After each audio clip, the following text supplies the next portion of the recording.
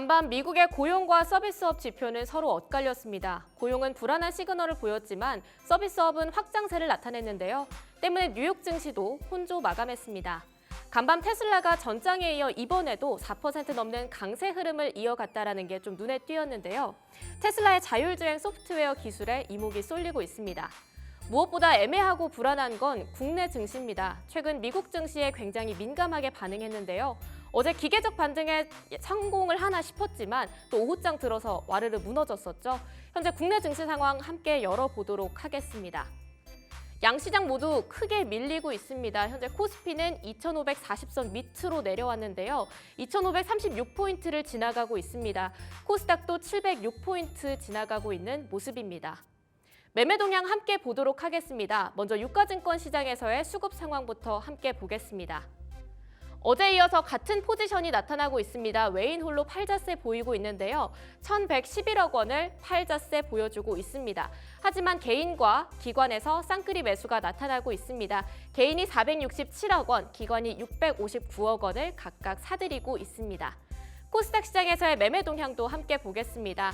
어제 코스닥 시장에서는 외인과 기관 사이에서 양매도가 나오고 그 매도 물량을 개인이 다 받아내는 포지션이었는데요. 마찬가지로 동일한 포지션이 나타나고 있습니다. 개인이 578억 원 순매수하고 있고요. 외인이 502억 원, 기관이 82억 원을 각각 양매도하고 있습니다. 시가총액 상위 종목도 열어보도록 하겠습니다. 먼저 코스피 1위부터 5위까지 함께 짚어보겠습니다. 어제 삼성전자 6만 전자로 그리고 SK하이닉스는 15만 닉스로 종가를 기록했는데요. 현재 더 떨어지고 있습니다. SK하이닉스 같은 경우는 2% 넘게 떨어지면서 15만 5,700원의 현재가가 나오고 있고요. 삼성전자도 6만 전자를 터치했으니까 더 안 떨어지지 않을까 생각했지만 현재 500원 더 빠지면서 6만 8,500원에 매매가 체결되고 있는 모습입니다. LG에너지솔루션 40만 원대를 간신히 지금 버티고 있는 모습입니다. 8,500원 빠지면서 2% 큰 낙폭 보이고 있습니다. 삼성바이오로직스 100만 원을 고지에 두고 계속해서 밀리고 있는 모습입니다. 현재가 93만 4천 원 나오면서 1,000원 빠진 모습인데요. 그래도 외국인의 수급이 계속해서 들어오고 있는 상황이기 때문에 아직까지는 희망을 가져볼 수 있지 않을까 싶지만 연이어 밀리고 있는 안타까운 모습입니다. 현대차도 2% 넘게 빠졌습니다. 5천 원 빠지면서 23만 원 선 아래로 내려온 모습입니다. 6위부터 10위 종목도 함께 열어보도록 하겠습니다. 어제 셀트리온 19만 원 회복하는 데 실패했고요. 기아는 10만 원 위로 올라타는 데 다시 성공을 했었는데요. 하지만 오늘 둘 다 파란불 켰습니다. 셀트리온은 같이 또 밀리면서 18만 7,500원의 매매가가 나오고 있고요. 턱걸이했던 기아는 다시 그 밑으로 떨어지면서 9만 9,300원의 매매가 체결되고 있습니다. 신한지주가 어제 10위 자리를 재탈환했습니다. 포스코홀딩스는 많이 빠지고요.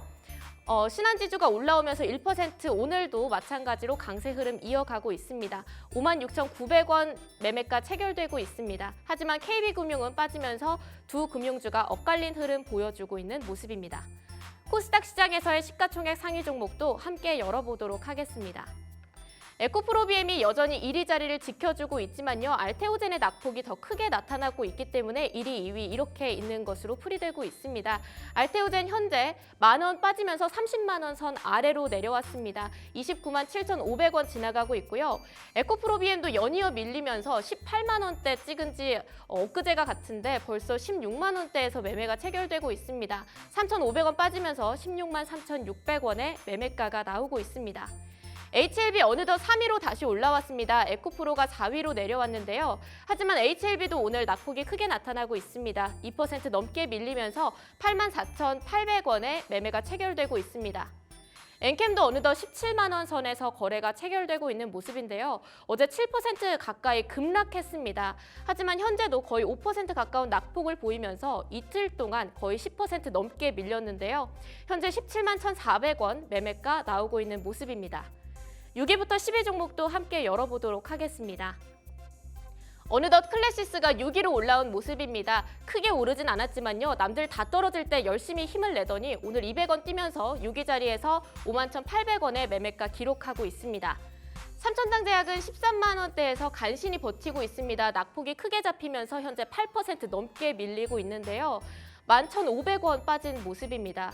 휴젤이 리가켄바이오를 제치고 다시 8위 자리를 탈환했는데요. 그만큼 리가켄바이오의 낙폭이 크게 잡히고 있습니다. 리가켄바이오 5% 넘게 빠지면서 79,800원 매매가 나오고 있고요. 휴젤은 오랜만에 빨간불 켜면서 238,500원에 거래가 진행되고 있습니다. 셀트리온 제약 오늘 소폭 올랐지만 아직 보합입니다. 65,800원 지나갑니다.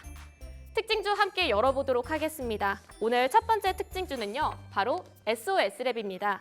테슬라의 자율주행 기대감으로 오늘 국내 자율주행 관련주에 테마성 훈풍이 불고 있습니다. 그중에서도 SOS랩의 거래량이 가장 많이 집계되고 있는데요. 테슬라가 2025년 자율주행 지원 체계를 유럽과 중국으로 확대하겠다는 계획을 알렸죠. 때문에 간밤 4% 오름세를 기록하기도 했습니다. 아마 오늘의 테마는 자율주행으로 뽑아봐도 되지 않을까 싶은데요. 현재 SOS랩 14% 오르면서 8,970원에 매매가 체결되고 있는 모습입니다. 두 번째 특징주도 열어보겠습니다. 두 번째 특징주, DB금융투자입니다. 밸류업 공시로 오늘 52주 신고가를 기록했는데요. DB금융투자의 이번 발표가 중소형 증권사들 중에서는 최초로 공시한 밸류업 계획이라고 합니다. 어제 DB금융투자는 자기 자본이익률 10% 그리고 주주 환원율 40% 이상을 유지하겠다는 밸류업 계획을 공시했는데요. 40%의 주주 환원율은 앞서 밸류업 계획을 공시했던 다른 증권사들보다도 높은 수준이라고 합니다. 오늘 시황은 이렇게 정리해보고요. 본격적으로 런치박스 소식 열어보도록 하겠습니다. 첫 번째 런치 토크에서는요, 종목 투자 대신 ETF 열풍이라는 주제로 자세한 이야기 다뤄볼 텐데요. 전문 트레이더거나 아니면 주식과 밀접한 관련이 있는 직업을 가지고 있거나 내지는 자기 개발에 쏟는 시간이 많은 사람이 아닌 이상 언제 뉴스 보고 언제 리포트 보고 차트 분석도 언제 합니까? 이렇게 시간에 쫓기다 보니까 자연스럽게 직접 거래를 하기보다는 ETF를 통해 거래하는 사람들이 늘고 있는 것 같은데요. 특히 저 같은 주린이는 리포트랑 기사만 읽어도 하루가 뚝딱 지나가거든요. 그래서 그런지 요즘 서점에 ETF 관련 도서도 정말 많이 보이고요. 특히 2030 세대들 사이에서 ETF 열풍이 불고 있다고도 합니다. ETF 투자 어떻게 바라보고 어떻게 접근해야 할까요? 런치토크에서 자세히 들어보겠습니다. 오늘도 불만나는 리포트 3가지 소식 준비되어 있습니다. 강원랜드, LG 디스플레이, 크래프톤 이렇게 3가지 다뤄볼 텐데요. 어제 52주 신고가 달성한 강원랜드, 카지노 업황 흐름과 함께 앞으로도 계속 지켜봐도 될지 자세하게 들어보겠습니다. 또 LG 디스플레이에서는요, 어제 강한 탄력 받았었는데 4분기 OLED 외에도 지켜볼 만한 성장 모멘텀이 많다고 합니다. 두 번째 리포트에서 자세히 들어보시죠. 마지막으로 향후 크래프톤의 신작 모멘텀 어떻게 바라봐야 할지도 자세히 들어보겠습니다. 마지막 기막힌 투자 한 끼에서는요, 자율주행, 항공 유틸리티, 그리고 전력기기 이렇게 3가지 다뤄볼 텐데요. 테슬라가 쏘아올린 자율주행의 전망 함께 보도록 하고요. 그리고 원달러 환율이 계속해서 떨어지고 있는데 항공과 유틸리티는 어떻게 바라봐야 할지 짚어보겠습니다. 또 오늘 아침 전력시장이 슈퍼사이클에 돌입했다라고 하는 기사를 보고 들어왔는데요. 전력기기 관련된 이야기들도 자세히 들어보면 좋을 것 같습니다. 그럼 본격적으로 런치박스 출발하겠습니다.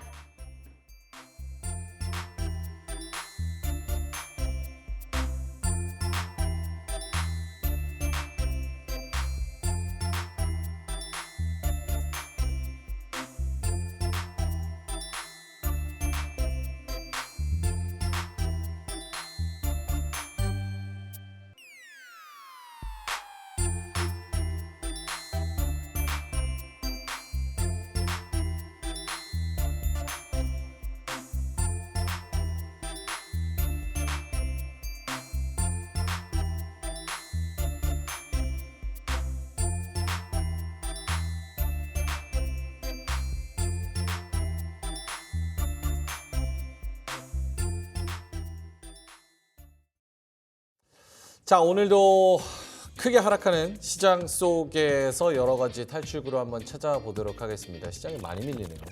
깜짝 놀랐습니다. 같습니다. 왜 제가 시황을 하니까 이렇게 밀리는지 정말 주린이의 저주가 있는 건지 네. 괜히 제가 죄송스러운 마음이 요즘 많이 듭니다. 네, 그럴수록 뭐 저희가 같이 공감하고 감정을 좀 나누는 것도 중요하지만 또 그 탈출구를 여러 가지 방법을 제시해 드리는 것도 저희 역할이라고 생각해서 오늘 런치 토크 ETF 관련해서 이야기를 좀 나눠보도록 하겠습니다. 하락하는 시장 한번 이야기를 나눠보면서 ETF 그곳에는 어떤 기회가 있는지 한번 이야기를 나눠볼 텐데요. 그럼 본격적으로 런치 토크 시작해 보도록 하겠습니다.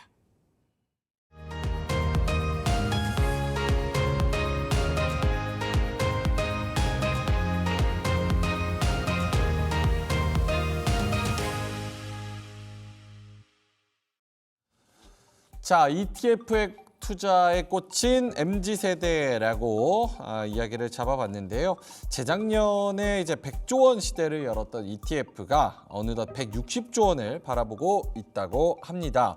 2030 세대에서는 나 주식 모르겠고 변동성 너무 크다. ETF 하자 이런 트렌드가 또 있다고 하는데요. 두 분과 함께 이야기를 나눠보겠습니다. 한국투자증권의 박지영 차장님 나오셨고요. 경제 유튜버 돈쌤 정현두님 나와 계십니다. 두 분 어서 오세요. 반갑습니다. 일단은 오늘 하락하는 시장에 대해서 코멘트를 짧게 듣고 가야 뒤에 내용이 조금 더 들어올 것 같습니다. 박지영 차장님부터. 사실 큰 이유가 없는데 네.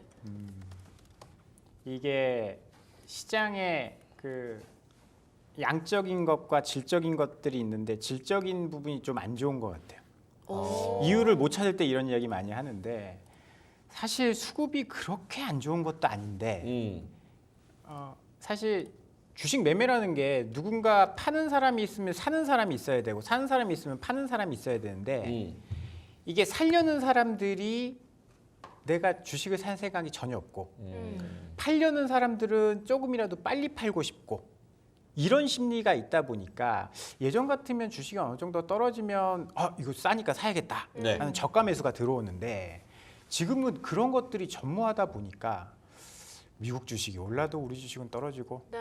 미국 주식이 떨어지면 우리 주식이 더 떨어지고 네. 뭐 외국인이 매도해서 떨어진다라고들 이야기 많이 하는데 외국인 기관이 파니까 이제 떨어진다라는 이야기를 하는데 그거를 이제 뒤집어서 생각해 보면 네네. 외국인 기관이 파는데 살 사람이 없다. 이게 지금 하락의 원인이 아닌가. 왜 안 살까요? 뭐 원론적인 이야기를 좀 드려보면 네. 사실 주식이라는 거는 기업 실적의 함수거든요. 음. 근데 우리 실적 굉장히 좋습니다. 그러니까요. 네, 삼성전자, 하이닉스 뭐 실적 엄청 좋은데 뭐 그 외적인 요인들을 한번 좀 살펴보면 지금 뭐 주식 시장의 가장 큰 적은 부동산이거든요. 네. 근데 부동산 시장이 작년 한 해 좀 안 좋았다가 이제 반등이 좀 나오기 네네. 시작을 했습니다. 금리가 떨어지면 주식 시장이 좋다라고도 이야기 많이 하는데 부동산 시장이 더 좋거든요. 금리 떨어지니까 지금 빨리 집 사야지 막 이런 뭐 심리들이 좀 외부적으로 좀 있는 것 같고 우리나라가 2분기에 경제 성장률이 역성장했습니다. 그래요? 어제 발표됐죠. 마이너스 0.2%. 내수가 정말 안 좋은 상황이에요. 자영업자들 지금 다 죽어나가고 있습니다. 그러니까요. 수출은 잘 되고 있는데요. 내수 경기가 워낙에 안 좋다 보니까 뭐 월급 받아서 이자 내고 나면 사실 살기 돈이 팍팍하거든요. 없다. 근데 거기서 뭐 무슨 주식을 합니까? 그리고 올해 말에 그 금투세 이것도 지금 심리적으로는 굉장히 좀 타격을 주고 있는 것 같아요. 아직 시행된 건 아니지만 돈 많은 사람들도 그러면 이제 국내 주식에서 좀 빠져나가야 되나? 이런 상황이다 보니까 좀 심리적으로 좀 안 좋은 것 같아요. 오늘 한국경제 기사로는 강남 큰손들이 10월까지 금투세 관련돼서 뭐 해결되는 게 없으면 돈 다 빼겠다. 뭐 이런 이야기를 했다고 하는데 실제인지 아닌지 모르겠습니다. 근데 그게 심리를 대변하기는 하는 거죠.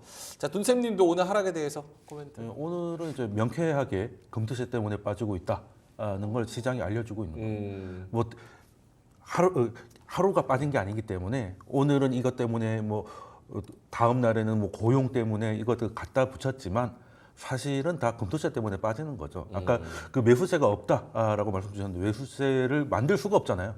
이런 시장을 할 수가 있습니까? 이걸 산 게 이제 사지를 못하게 만드는데 제도적으로 장기적으로 시장을 확대하겠다는 정책이 나오고 있는데 여기서 저가 매수를 뭐 빨리 할 이유는 전혀 없지 않습니까? 차라리 한다 하더라도 금도세가 시행이 되면 어떤 형태로 시행이 될 것인지 뭐 이런 것들이라도 뭐가 나와야 되는데 그런 것도 없이 지금 팽팽하잖아요. 팽팽하고 시장의 기대감은 아 이건 너무 과했고 대만의 기업도 있기 때문에 유예가 되든지 좀 대폭 완화가 될 거란 기대감도 없지 않아 있었는데 지금 이제 양당의 그 대표가 회담을 한 이후에는 오히려 더 후퇴를 했잖아요. 유예도 어렵다 이런 식으로 나오니까 사실 뭐 이런 시장을 사는 게 더 이상한 거죠. 원래는 뭐 엔달러랑 일본 핑계도 조금 됐었는데 오늘은 일본이 0.2% 오를 때도 우리나라는 2% 떨어지고 있었으니까 지금까지 이유가 다 무효됐는데도 급락을 하는 거는 이제 금도세 하나뿐이다. 금투세처럼 강력한 의지로 밸류업을 반대로 했으면은 그렇죠. 지금 정반대겠죠. 좋았을 텐데 정반대겠죠. 세금을 악착같이 걷고 소득이 있는데 세금이 있다. 이건 네. 당연한 거다. 근데 소득이 없는데 왜 자꾸 세금을? 꿈에는 세금을 매길 수 없다는 것이죠. 알겠습니다. 자, 그래서 어쨌든 시장은 떨어지고 있고 시장은 항상 옳기 때문에 이걸 받아들여야 되는 그런 상황입니다. 이 중에 하나로 특히나 이제 MZ 세대는 뭐 주식 공부하고 변동성 맨날 체크하고 이런 것도 어렵고 내가 개별 주식 못하겠다 그래서 ETF 쪽에 많이 자금이 쏠리고 있다고 하는데요. 국내 ETF 종목 수가 2002년에 4개였는데 이게 한 20년 정도 지나서는 880개로 늘어난 그런 상황입니다. 그래서 근 20년 만에 저게 몇 배가 늘어난 겁니까? 그래서 크게 늘어나고 있는 그런 상황이라고 보면 될 것 같고 순자산 총액 추이도 2019년 말부터 2024년까지 그러니까 근 5년 만에 3배 성장했습니다. 51조에서 151조 원, 지금 157조까지 늘어나서 160조를 바라보고 있다고 합니다. 2030들이 여기서 주식보다는 ETF가 낫다라고 하는데 이게 어떤 의미로 해석을 해야 됩니까, 박지영 차장님? 제가 40이어서 잘 모르겠는데. 아니 그렇기는 한데 왜 이분들이 ETF를 한다? 물론 MZ 세대 말씀도 드리지만 이게 MZ 세대로는 할 수 없는 규모거든요. 사실. 시장 자체가 그쵸. ETF 시장이 굉장히 컸어요. 지금 공모펀드 시장은 아예 사라져 버렸고요. 지금 뭐 공모펀드 하는 우리 뭐 앵커님들은 펀드 하시나요? 공모펀드 펀드라는 거 아예 몰라요. 해본 적 펀드는 안 해봤어요. 그렇죠. 저 때는 나 때는 말이야. 20년 전. 네, 20년 전에. 지금 있는 M사 증권사 중에 굉장히 대형사죠. M사가 이렇게 성공할 수 있었던 그 하나의 상품 중에 하나가 이제 펀드였거든요. 뭐 디스 땡땡, 디스커버 땡 이런 펀드들이 정말 선풍적으로 팔렸습니다. 그러면서 이제 컸는데 지금은 아예 싹 다 사라졌죠.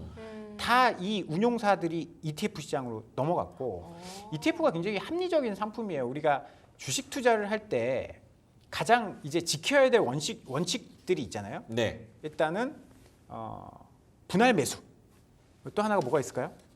분할 한 바구니에 매도. 담지 말라. 아, 분산 투자. 분산 투자. 분산 투자. 네. ETF는 이 분산 투자에 아주 최적화되어 있는 상품입니다. 그러니까 한 종목만 사면 굉장히 위험할 수가 있어요. 그 종목이 오르거나 내리거나 뭐 하면 거기에 따라서. 네. 그런데 ETF라는 거는 그 지수라는 걸 형성을 해서 거기 여러 종목이 담겨 있는 걸 한 번에 사기 때문에 리스크를 좀 줄일 수 있고 합리적인 투자를 할 수 있는 정석적인 투자를 할 수 있는 그런 방법이다 보니까 굉장히 크게 성장을 했고 그리고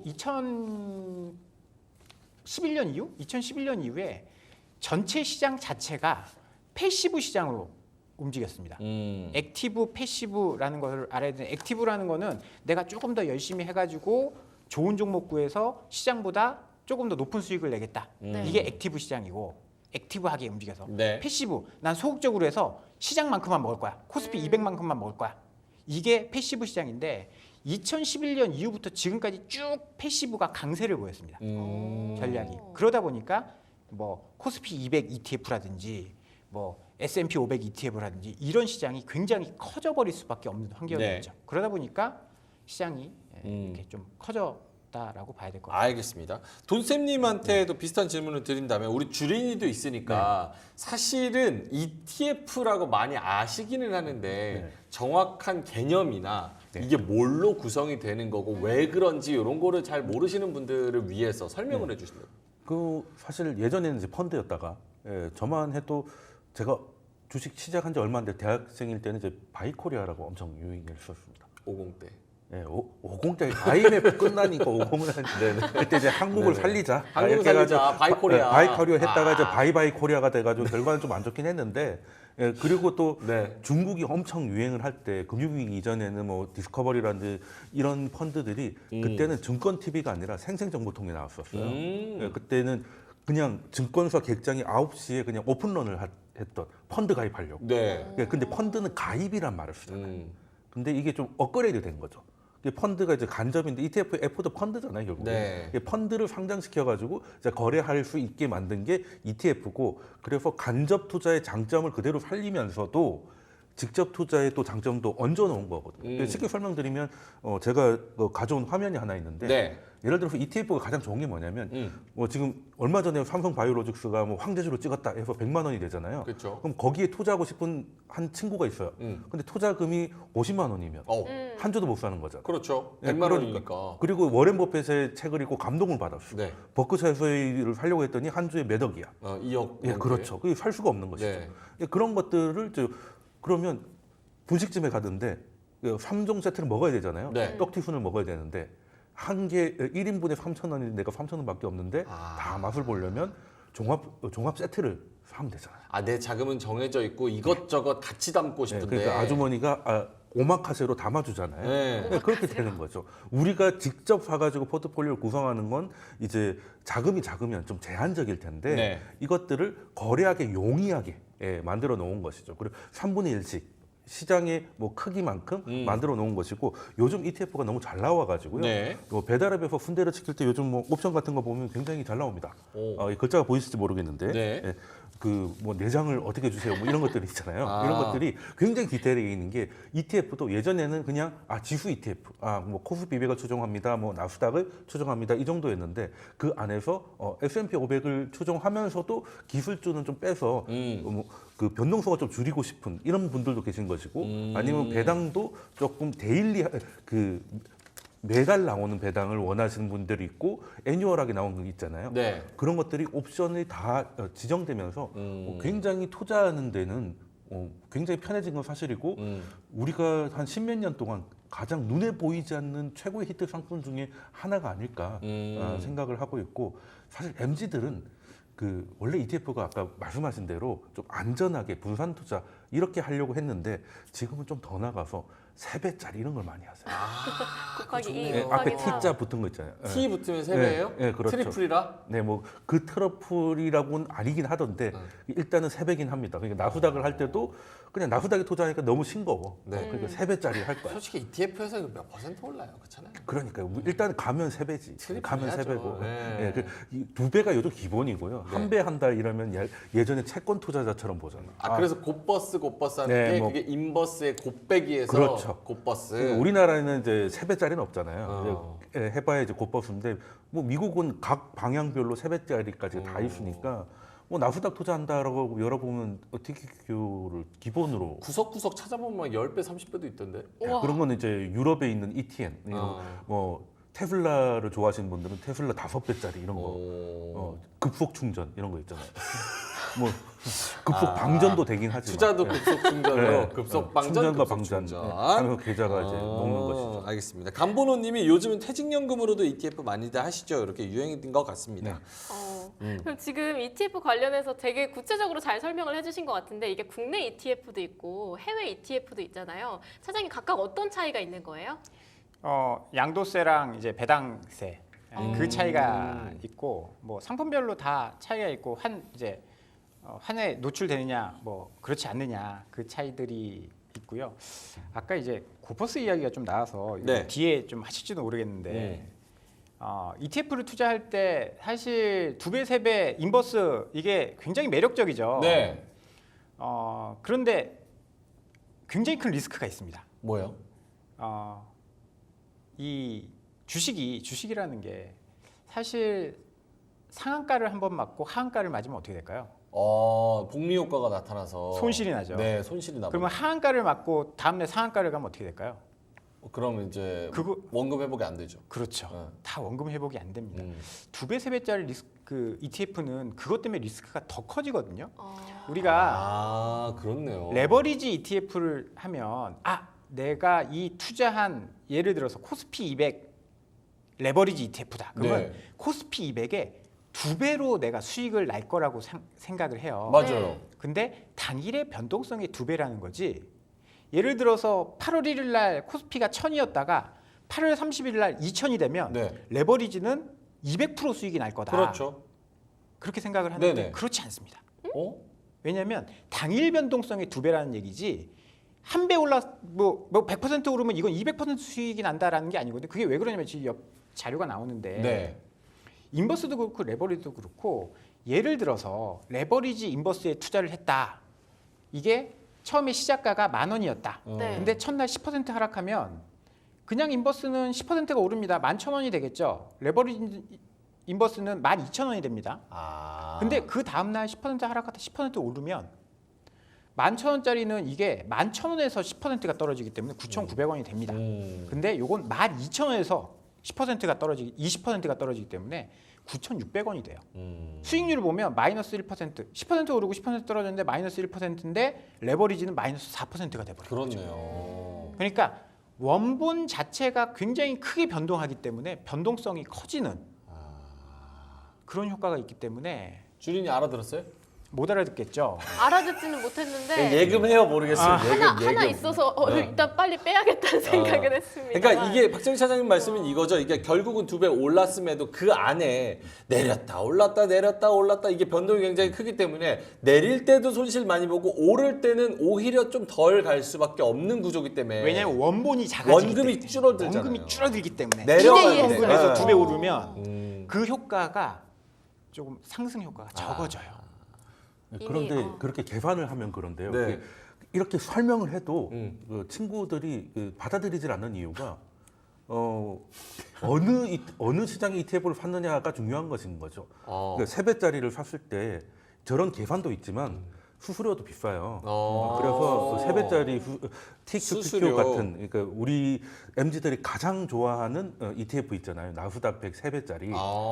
걔는 수수료가 한 10% 가깝거든요. 그러니까 10% 오르지 않으면 본전도 안 된다는 거예요. 진짜요? 네, 그렇습니다. 왜냐하면 선물을 계속 갈아 끼우다 보니까 롤링 비용이 굉장히 많이 들어요. 이거를 운용하시는 분이 그렇죠. 그러니까 운영하시는 분들이 가져가기보다는 거기에 들어가는 예를 들어 지수가 반대면 뭐 싼 거를 사서 즉 비싼 거를 사서 다시 바꿀 수 있고 이런 것들이 있는데 그 지수가 왔다 갔다 하게 되면 네. 그 롤링 비용이 사실 더 커요. 그러니까 저 설명에서는 그 롤링 비용은 나오지 않은 거거든요. 그거는 어떻게 될지 모르는 거니까. 근데 문제는 그렇게 설명을 해도 TQQ를 좋아하는 이유가 네. 나스닥은 우상향을 하니까 계속 올라가고요. 그래서 경험적으로 봤을 때 3배짜리를 한 친구가 가장 수익률이 좋더라. 나스닥은 우상향을 했고 그리고 국장 같은 경우에는 1배짜리를 한 친구도 여전히 슬프다. 뭐 이렇게 된 것이죠. 네. 그러니까 장기적으로 그 지수가 상승할 수 있는 시장이면은 사실 저는 뭐 2배짜리를 해도 뭐 3배짜리를 해도 크게 상관없다고 보는데. 그러면 10배짜리 해도 되죠. 근데 그렇게 되면 롤링 비용이 너무 세지니까. 수수료도 있고. 그거를 제가 준비를 했는데 네. 기억나실지 모르겠지만 2020년 코로나 팬데믹 때 유가가 마이너스 네, 맞아요. 빵원이 갔어요. 마이너스 유가. 그때 사람들이 야 이게 당연히 유가 빵원이 말이 되냐 마이너스가 말이 되냐 그럼 어떻게 해야 되겠어요? 사야죠. 원유를 사야죠. 음. 원유를 살 수 있는 방법이 뭐가 있을까요? 글쎄요.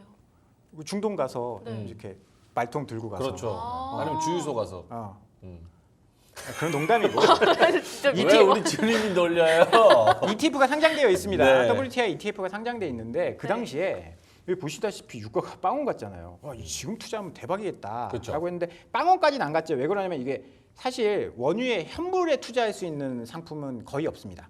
그건 직접 가서 말통 들고 사오는 방법뿐이 없는데 유조선 몰고 가거나 네네.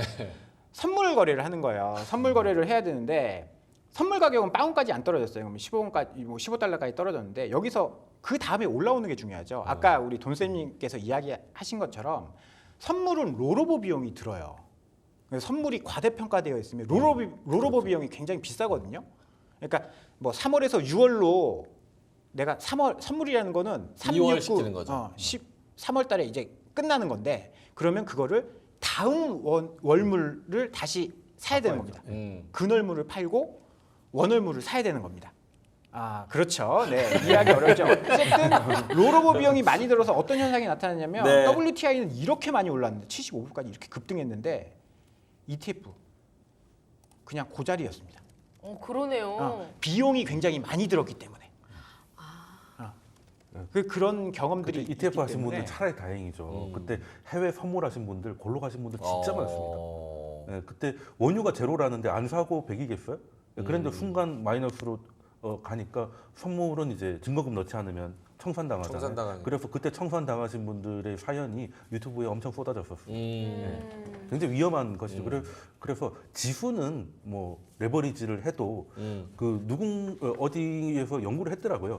그 주요 메이저 지수들 있잖아요. 뭐 일본이라던가, 네. 뭐 아니면 미국 정도. 그러니까 미국 정도 되면은 사실 장기적으로 봤을 때 20년 가까이 투자했을 때 2배짜리 ETF가 가장 수익률은 좋았다라고 나오긴 나오더라고요. 네. 근데 미국이 그냥 우상향하는 시장이니까 그랬던 것이고 그게 아닌 시장은 사실 엄밀히 말하면 2배, 3배 이렇게 선물을 통해서 파생 상품을 통해서 배수를 높인 ETF들은 그냥 결을 치는 거죠. 이번에 이제 확실한 상승의 증거를 찾았을 때 이번 파동에 좀 수익률을 극대화하겠다는 그런 짧게 쥐고 가는 그런 용도지 장기 투자용으로 가기에는 아까 말씀드린 뭐 1년에 10%까지 수수료를 내가면서까지 갈 건 아닌 것 같다라는 거죠. 그래서 박지영 차장님 보여주신 아까 그 그래프가 유가가 그렇게 마이너스에서 튀었음에도 불구하고 ETF가 그걸 따라가지는 않았다. 못 따라갔다. 이게 수학적인 계산법이 상식적으로 생각하는 거랑 조금 다르다. 우리가 생각하는 거랑 그러니까 이 안에 그러니까 이게 뭘로 운영되는지를 알아야 되고 네. 그런 것들을 공부를 하고 투자를 해야 되는데 이거는 그냥 선물에 투자하는 거니까 무조건 유가에 투자하는 거니까 유가만큼 오를 거야라고 했는데 그걸 구성하는 것들이 좀 달랐기 때문에 상식적으로 생각한 설명 주시는 거죠. 네. 상식적으로 생각한 거랑 좀 다른. ETF 상품 설명에 들어가면 이게 어떤 상품, 어떤 지수를 추적하는지가 나오고 이제 그거랑 ETF랑 가격이 따로 놀기 시작하면 이제 괴리율이라고 하는데 당시 원유 괴리율이 뭐 700%, 800% 사실상 이건 원유도 아니었던 원유향 ETF였던 거죠. 그래서 완전히 따로 놀았던 그럴 수밖에 없는 게 선물 시장이 제정신이 아니었다고 합니다. 알겠습니다. 그래서 ETF의 수익률 상위 종목을 보니까 물론 여기에 지금 며칠밖에 안 되기는 합니다. 2024년 8월 26일부터 30일까지 ETF 수익률 상위 종목 뭐 이런 것들을 살펴보니까 타이거 2차 전지 탑 10 레버리지, 타이거 200 헬스케어, 항생테크 레버리지 등등등등 해가지고 한 7%에서 8% 정도 이렇게 수익이 나는 것들이 있고요. 또 밑에는 다른 것들 반도체 탑 10 레버리지, 글로벌 반도체, 팔라디움 선물, HBM 반도체, AI 전력 설비 이런 것들은 마이너스 5%에서 마이너스 8% 이렇게 좀 희비가 엇갈리기도 했습니다. 근데 박지영 선생님 궁금한 게 그러면 예를 들어서 타이거 땡땡 뭐 레버리지 뭐 이렇게 해가지고 가지고 있잖아요. 그럼 이 사람이 이걸 운용하면서 샀다 팔았다 이러는 게 아니잖아요. 그렇죠? 샀다 팔았다 계속해요. 운용을 그렇게 액티브하게 하는 게 아니잖아요. 그렇죠? 네네네 들어보겠습니다. 네. 그러면 이 브로커리지 비용, 그러니까 운용 비용이라는 수수료를 또 따로 내잖아요. 증권사한테, 그렇죠? 네, 그렇진 않죠. 이 안에 수수료가 녹아 있는 거잖아요. 그렇죠. 우리가 살 때 네. 수수료 내잖아요. 왜 안 그렇죠. 내? 수수료는 있는데 네. 그 막 샀다 팔았다 하면서 그 매매 비용이 있죠. 그렇죠. 그렇게 생각하면 그렇게 뭐 딱히 뭐 이렇게 크게 해주는 거 없는 것 같은데. 그래서 패시브라고 하는 거예요. 아. 그러니까 자 이게 제가 ETF를 고를 때 네. 비용 굉장히 중요하거든요. 네. 똑같이 얘도 이거 추정하고 얘도 이거 추정해. 뭐 A라는 ETF도 코스피 200을 똑같이 복제를 하고 네. B라는 회사의 상품도 코스피 200을 똑같이 복제를 하는데 네. 그러면 어떤 거 고르는 게 나을까요? 싼 거요. 그렇죠. 운용, 보수라는 것들 다 이제 공시를 하는데 그러니까 ETF를 고를 때는 아유 정말 잘 이렇게 해주시네요. 그럼요. 저희 뭐 제작진이 다 듣고 있는데요. 내가 어떤 ETF를 살까 검색을 일단 해봐요. 네. 코스피 200을 내가 살 거다 그러면 검색을 하면 쫙 나옵니다. 코스피 200 관련돼서 그거 어디서 검색해요? 네이버에서? 네이버에서 ETF 딱 하면 네네. 쫙 나옵니다. 그러면 내가 마음에 드는 거를 예를 들어서 뭐 코덱 이런 상표 아니 뭐 괜찮습니다. 저는 한 투니까 네. 에이스 뭐 200 네. ETF다라고 하면 에이스 200 이 에이스라는 거는 그 회사 브랜드명이고 그 뒤에 거는 뭐 코스피 200, 네. 뭐 S&P 500 이런 것들은 어디에 투자하는 기초 자산을 이야기합니다. 그럼 코덱스, 타이거, 에이스 뭐 이렇게 다 그렇죠, 회사 그렇죠. 그건 거죠. 그래서 검색을 해서 그 뒤에 PDF라고 하면 네. 그 ETF에 대한 상세 내용이 나옵니다. 그 운용사 홈페이지에 들어가서 그게 이건데 요거는 지금 하나의 고배당 네. ETF인데 여기 보시면 이게 기초 지수가 뭐고 FN 가이드에 고배당 저변동 50 그러니까 오. 고배당 배당을 많이 하는 주식에 투자한다라는 걸 알 수 있겠죠. 네. 그리고 아까 말씀드린 수수료가 얼마냐 여기 뭐 총보수가 이렇게 나와요. 0.23. 그러니까 이거는 일반 펀드들이 보수가 1% 전후반이에요. 액티브 펀드들이 꽤 높죠 이거에 비하면. 네. 근데 이건 그대로 복제하니까 ETF는 그냥 패시브라고 했잖아요. 액티브가 아니고 그대로 복제하니까 보수가 저렴합니다. 그러면 같은 값이면 이게 굉장히 제일 저렴한 거를 찾으면 좀 더 유리하겠죠. 그래서 이렇게 PDF에 들어가서 이게 뭐에 투자하는 거고 여기 종목도 다 나와요. 배당을 많이 하는 뭐 KTNG, SK텔레콤 여기에 몇 %가 들어가 있다. 네.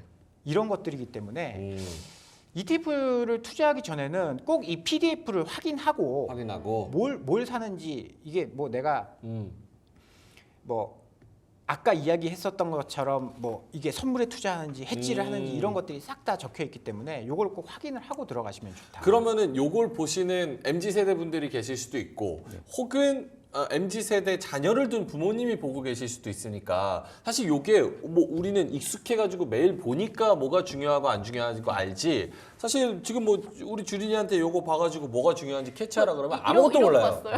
그래서 ETF를 하고 싶으신 분들은 요 PDF를 보고 정보를 보고 어떤 걸 가장 중점적으로 봐야 되는지 구성 종목, 뭐 운용 보수 혹은 수수료 뭐 그런 것들이 뭐가 있을 것 같은데 어떤 게 제일 사실 중요한 거예요? ETF는 도구죠. 도구인데 좀 편리한 도구이기 때문에 네. 서로 ETF를 많이 쓴다는 것이고 중요한 거는 지금 뭐 예를 들어서 S&P에 투자할 것인가, 나스닥에 할 것인가, 아니면 코스피 할 것인가 이제 투자 대상을 결정을 하는 게 가장 중요한 부분이고 투자 대상. 예, 그러고 나서 S&P 500을 하겠다라고 결정이 났으면 사실은 뭐 제일 많이 하는 걸 하면 되죠. 여기도 1등이 다 가져가는 시장이라서 그냥 해외 같은 경우는 SPY 있잖아요. 그 자체가 웬만한 나라의 이제 그 시총을 넘어가고 있기 때문에 사실 그 표면적으로 나오는 비용이나 이런 것들은 큰 차이는 안 나요. 근데 예를 들어서 뭐 패시브 한 것들은 하는 게 별로 없다 보니까 좀 쌀 수밖에 없고 네. 아크 펀드 같은 거 있잖아요. 아크 인베스트먼트. 그 돈누님 같은 경우에는 네. 이제 굉장히 좀 액티브하게 자기 생각을 녹이시잖아요. 이제 그렇기 때문에 거기서는 좀 보수가 있습니다. 예, 그 펀드 매니저를 보고 들어간 것도 있기 때문에 예, 그래서 이거 그냥 나는 이렇게 내가 컴퓨터를 직접 조립하면 저렴하게 하는 것이고 네. 그게 아니라 대기업 PC를 사면 조금 더 편리하지만 가격은 좀 높은 뭐 그런 상황이기 때문에 ETF를 보실 때는 사실 투자랑 똑같습니다. 포트폴리오를 구성할 때 내가 어느 미국의 30%를 내 포트폴리오에 넣겠다 했을 때 네. 그 30%를 어떻게 종목을 막 할 것인가 이게 어렵잖아요. 예, 그러니까 그거를 그냥 도구로서 그냥 S&P 500을 그대로 그냥 갖고 오는 그 효과로 쓰는 것이고요. 그래서 사실은 ETF 투자라고 해서 특별히 다를 건 없고 그나마 차이를 보신다면 네. S&P 500을 추적해도 비용 다음으로 보실 게 추적을 잘 하는가를 봐야 돼요. 그러니까 추적을 안 할 수도 있습니까? 추적이 잘 안 되는 애들도 있어요. 그러니까 그래요? 트래킹 에러가 나온다고 하거든요.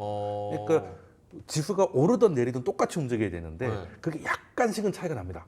그런 거 느껴본 적 있어요? 예, 사람이 하는 일이다 보니까 완전히 똑같을 수는 없거든요. 그게 이제 예, 결과적으로 이제 맞추는 것이지. LP라고 네. 있어요. 유동성을 공급해줘야 네, 맞아요. 되거든요. 네, 네. 기초자산이랑 가격을 맞추기 네. 위해서 그게 LP가 규정상 1%인가 제가 정확히 기억 못하는데 1%까지는 괴리가 나도 괜찮다. 네. 네, 맞아요. 그건 무슨 얘기냐면 원래 가격이 기초자산이 10,000원이면 그 ETF도 10,000원을 맞춰줘야 되는데 네. 뭐 9,950원 네. 막 이렇게만 LP가 맞춰주는 거예요. 그러니까 그게 LP가 굉장히 촘촘하게 돼 있고 그런 것들을 하시는 게 네. 좀 더 유리하다. 아. 거래가 많은 거일수록 좋겠죠. 그래서 거래 많은 게 이제 유리한 거죠. 거래 많은 ETF가 유리하고 일단은 내가 어디 투자하고 싶은지 뭐 반도체인지 종목도 2차전지인지. 거래가 없는 종목 할 때는 팔 때가 겁이 나잖아요. 음. 그 ETF도 똑같습니다. 네. 구성 종목 봐야 되고 수수료 봐야 되고 수수료가 엄청 비쌀 수도 있으니까 수수료 봐야 되고 그리고 거래량 봐야 되고 엊그제였나요? 하락할 때 네. 이제 제가 다음에 어떤 종목이 오를까라고 막 생각을 하다가 쇼핑 리스트를 쭉 보다가 네. 왠지 제약바이오가 괜찮을 것 같아가지고 제약바이오를 살려고 그랬어요. 그랬더니 개별 종목 사기는 제가 잘 모르겠는 거예요. 그렇죠. 그래서 바이오 ETF를 쭉 둘러봤습니다. 여러 가지 인기 네. 있는 것들을. 근데 또 그 안에 구성 종목 보니까 얘는 오를 것 같고 얘는 또 안 오를 네. 것 같은 거예요. 구성 종목도 조금씩 다르죠. 네, 네. 그래서 ETF를 쭉 보다가 결국은 이제 아무것도 안 사고 일단은 홀드했거든요. 네. 근데 그런 부분에서 구성 종목도 좀 잘 봐야 된다는 거 알겠습니다. 박지영 차장님은 ETF 이런 거 PDF 볼 때 가장 중점적으로 봐야 되는 포인트?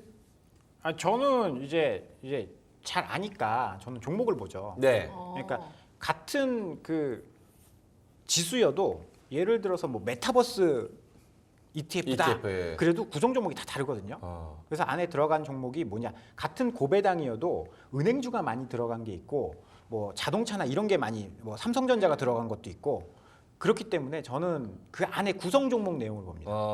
시총 상위 그러니까 시총이 아니라 그 안에 상위 10종목 내에서 어떤 종목이 들어 있는지 그런 것들을 많이 보는 편이죠. 알겠습니다. 이 갑자기 궁금한 건데 증권사에서 요 ETF 이름 정할 때는 뭐 딱히 정해진 룰이 없습니까? ETF? ETF 이름 정하는 건 증권사 맘이에요? 뭐 아니, 예를 아니죠. 들어 아까 타이거 무조건 2배 먹는 ETF 뭐 이런 그거는 안 돼요. 안 돼요? 거래소에서 허가가 안 납니다. 오. 그게 다 그 금감원에 허가를 받고 출시하는 거거든요. 오. 이름도 다 딱 정형화되어 있어요. 그래요? 앞에 브랜드, 그 다음에 기초자산 뭐 뒤에 뭐 이렇게 딱 그 규정이 돼요. 꿈을 먹고 안 됩니다. 이런 거 안 돼요? 모호하면 안 돼요. 안 됩니다. 메타버스 네, 꿈을 모호하면 안 돼요. 어, 안 돼요. 불로장생의 길 바이오 ETF 이런 안 거 돼요. 안 돼요? 안 돼요. 허가가 안 돼요. 곤누님의 오마카세 이런 거 안 돼요. 안 돼요? 네. 아 그래요? 허가 안 나요. 특이하네. 아크 인베스트 뭐 이런 거 네, 되고.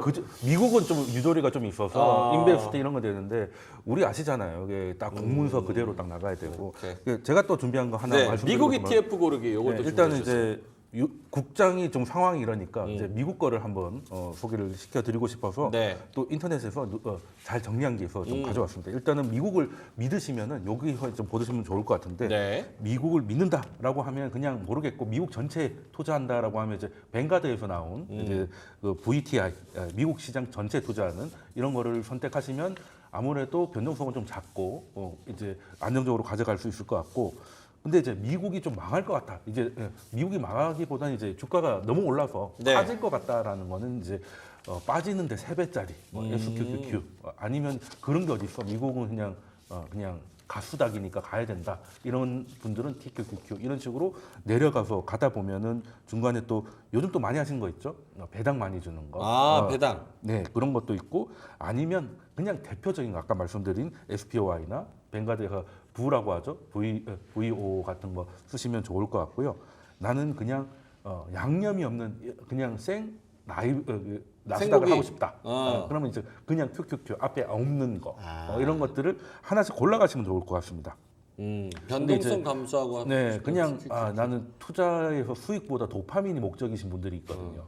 짜릿짜릿한 걸 원하시는 분들은 아까 보셨던 이제 3배짜리 반도체 이런 거 거의 전기 의자에 앉아 있는 기분이죠. 속슬. 네, 그냥 오를 때는 한 15% 오르다가 빠질 때도 10%씩 빠지고 막 어마어마합니다. 그러니까 삶이 좀 저녁 시간에 잠이 잘 안 오죠. 너무 재밌어가지고. 새벽에 무조건 깨 있어야 네, 된다. 그렇죠. 요즘 좀 삶이 좀 무료하고 뭔가 좀 흥이 필요하신 분들은 이제 속슬 뭐 이런 것도 선택을 하는 것도 하는 방법인데 추천은 아닙니다. 네.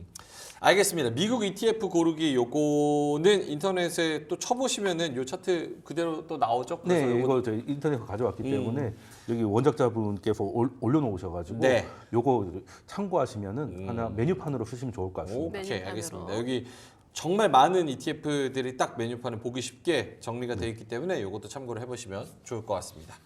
마무리를 할까요? 네, 무엇보다도 저는 ETF를 되게 쉽게 봤거든요. 네. 종목이 어려우니까 ETF를 봐야겠다 이렇게 생각했는데 오히려 ETF를 더 열심히 공부해야겠다 이런 생각을 좀 오늘 많이 했던 것 같아요. 네. 그래서 여기서 이제 한마디씩 들어볼까 하는데 차장님 먼저 오늘 준비된 한마디 말씀해 주시죠. 그건 시간이 없어서 제가 하겠습니다. 그래요? 괜찮으세요? 네. 꼭 하셔야겠어요? 근데 그 앞에 내용을 제가 안 해버리고 이거 한 줄 평을 하면 뭔 소리야? 싶고. 그러니까 이게 뭐지 싶긴 했는데 박재웅 차장님은 네. 버핏처럼 현명한 투자 이렇게 가지고 오셨습니다. 워렌 버핏이 유서를 작성을 하면서 네. 내가 죽으면 내 재산의 80%는 S&P 500에 투자를 해라. 나머지 90%를 S&P 500에 투자를 나머지는 채권에 투자해라. 이런 이야기를 유서에 썼거든요. 네. S&P 500에 투자할 수 있는 방법 중에 가장 현명한 방법이 아까 이야기했던 뭐 스파이라든지 ETF에 투자하는 방법이기 때문에 ETF를 잘 활용하시면 버핏처럼 현명한 투자를 할 수 있다. 그런 한 줄 평. 알겠습니다. 하도록 하겠습니다. 돈쌤 정현두님은 자산의 자율주행 ETF 이렇게 말씀을 하셨는데 여기 ETF 하면은 조금 더 편하게 네, 알아서 자율주행. 잘 조행을 해 주실 거니까. 물론 자기가 운전대는 잡고 있어야겠지만 네, 어쨌든. 차종은 자신이 고르는 거지만. 예. 알겠습니다. 자, 그러면 두 분 좀 어려운 시장에서 ETF에 대한 그런 상품 설명 잘 해주셨는데요. 두 분과는 여기서 좀 인사를 드리도록 하겠습니다. 한국투자증권 박재영 차장님이었고요. 유튜버 돈쌤 정현두님이었습니다. 고맙습니다.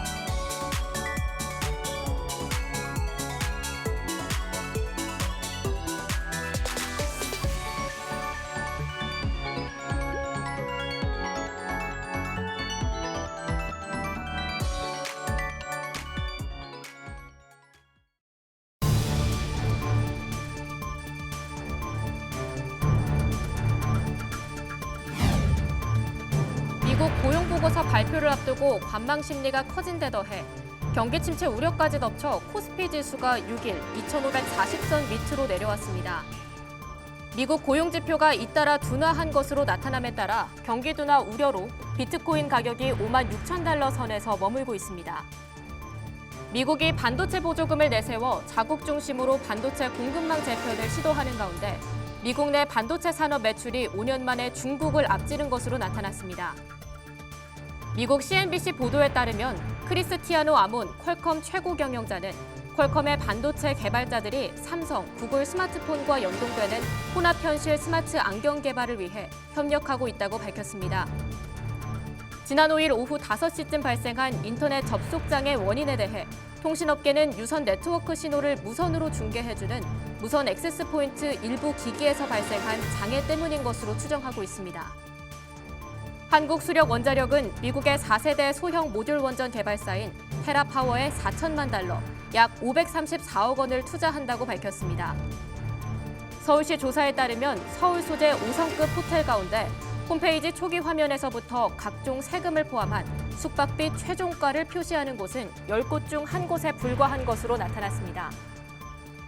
유럽 최대 가전전시회 IFA 2024에 참가한 삼성전자와 LG전자가 각각 볼일, 코드명 Q9 등 전시 공간의 개인 맞춤형 서비스를 제공하는 인공지능 반려 로봇을 선보입니다.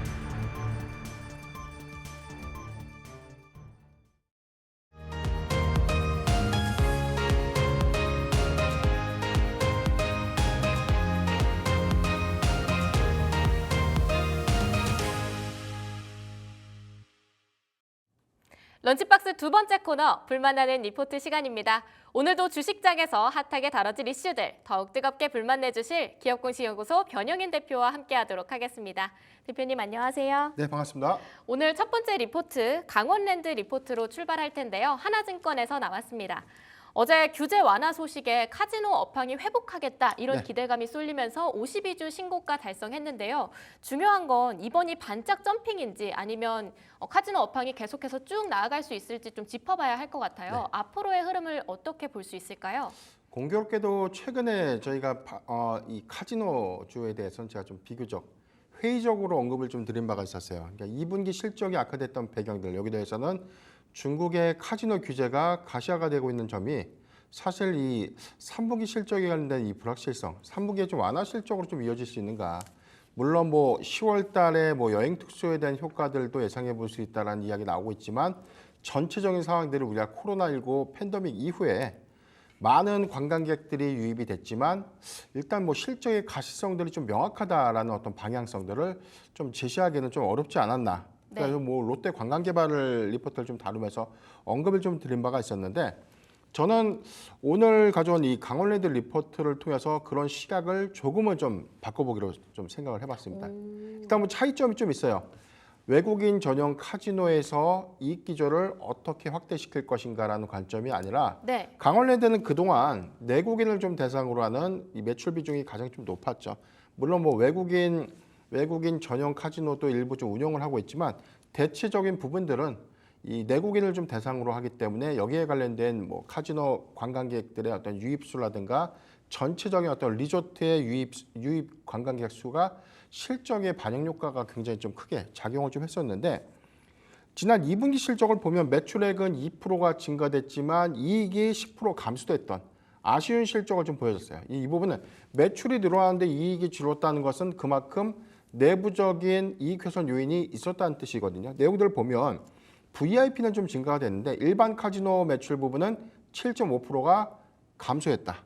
이 부분이 좀 가장 큰 영향이었고 이런 내용들에 대해서는 뭐 분석한 내용들은 뭐 사설 불법 도박 사이트에 관련된 수요가 이동됐기 때문에 내국인들이 그만큼 강원랜드를 좀 덜 갔다. 뭐 이런 전망들이 좀 나오고 있는데 사실 뭐 이런 상황들은 좀 논의를 좀 하더라도 전체적으로 우리가 생각했던 팬데믹 이후에 이익 확장을 뚜렷하게 좀 가져가지는 못하고 있는 그런 측면들이 있었고 그런 관점들이 크게는 사실 강원랜드의 어떤 이 입장객 수에 대한 제한 요건들이 좀 가장 컸죠.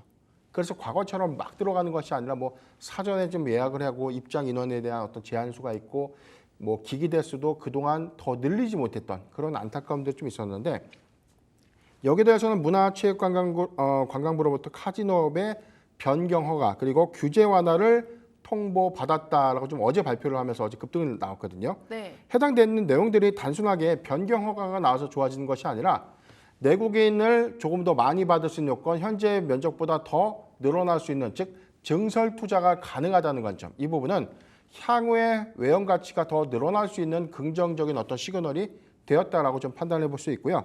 내용을 보면 첫 번째 카지노의 일반 영업장 면적을 4,393평에서 6,128평으로 약 40% 정도 확장을 했고요. 전체 카지노 게임 대수를 50대와 250대 총 300대가 좀 늘어나는 것입니다. 그래서 이 부분 이외에 뭐 외국인 전용전을 기존의 외국인 시민권자를 좀 대상으로 했다면 영주권을 갖고 있는 외국인도 사실 외국인 전용 카지노에 입장을 할 수 있다는 부분들이 올해 이익 기조 뭐 여기도 전체적인 어떤 베팅 한도도 30만 원에서 최대 3억까지 좀 더 변경시켰다. 이런 부분들은 공격적인 어떤 전략이 가속화가 될 수 있다라는 것들을 좀 예시해 줄 수 있는 내용들이기 때문에 저는 어제 이런 발표들은 굉장히 긍정적이다라고 좀 봤고요.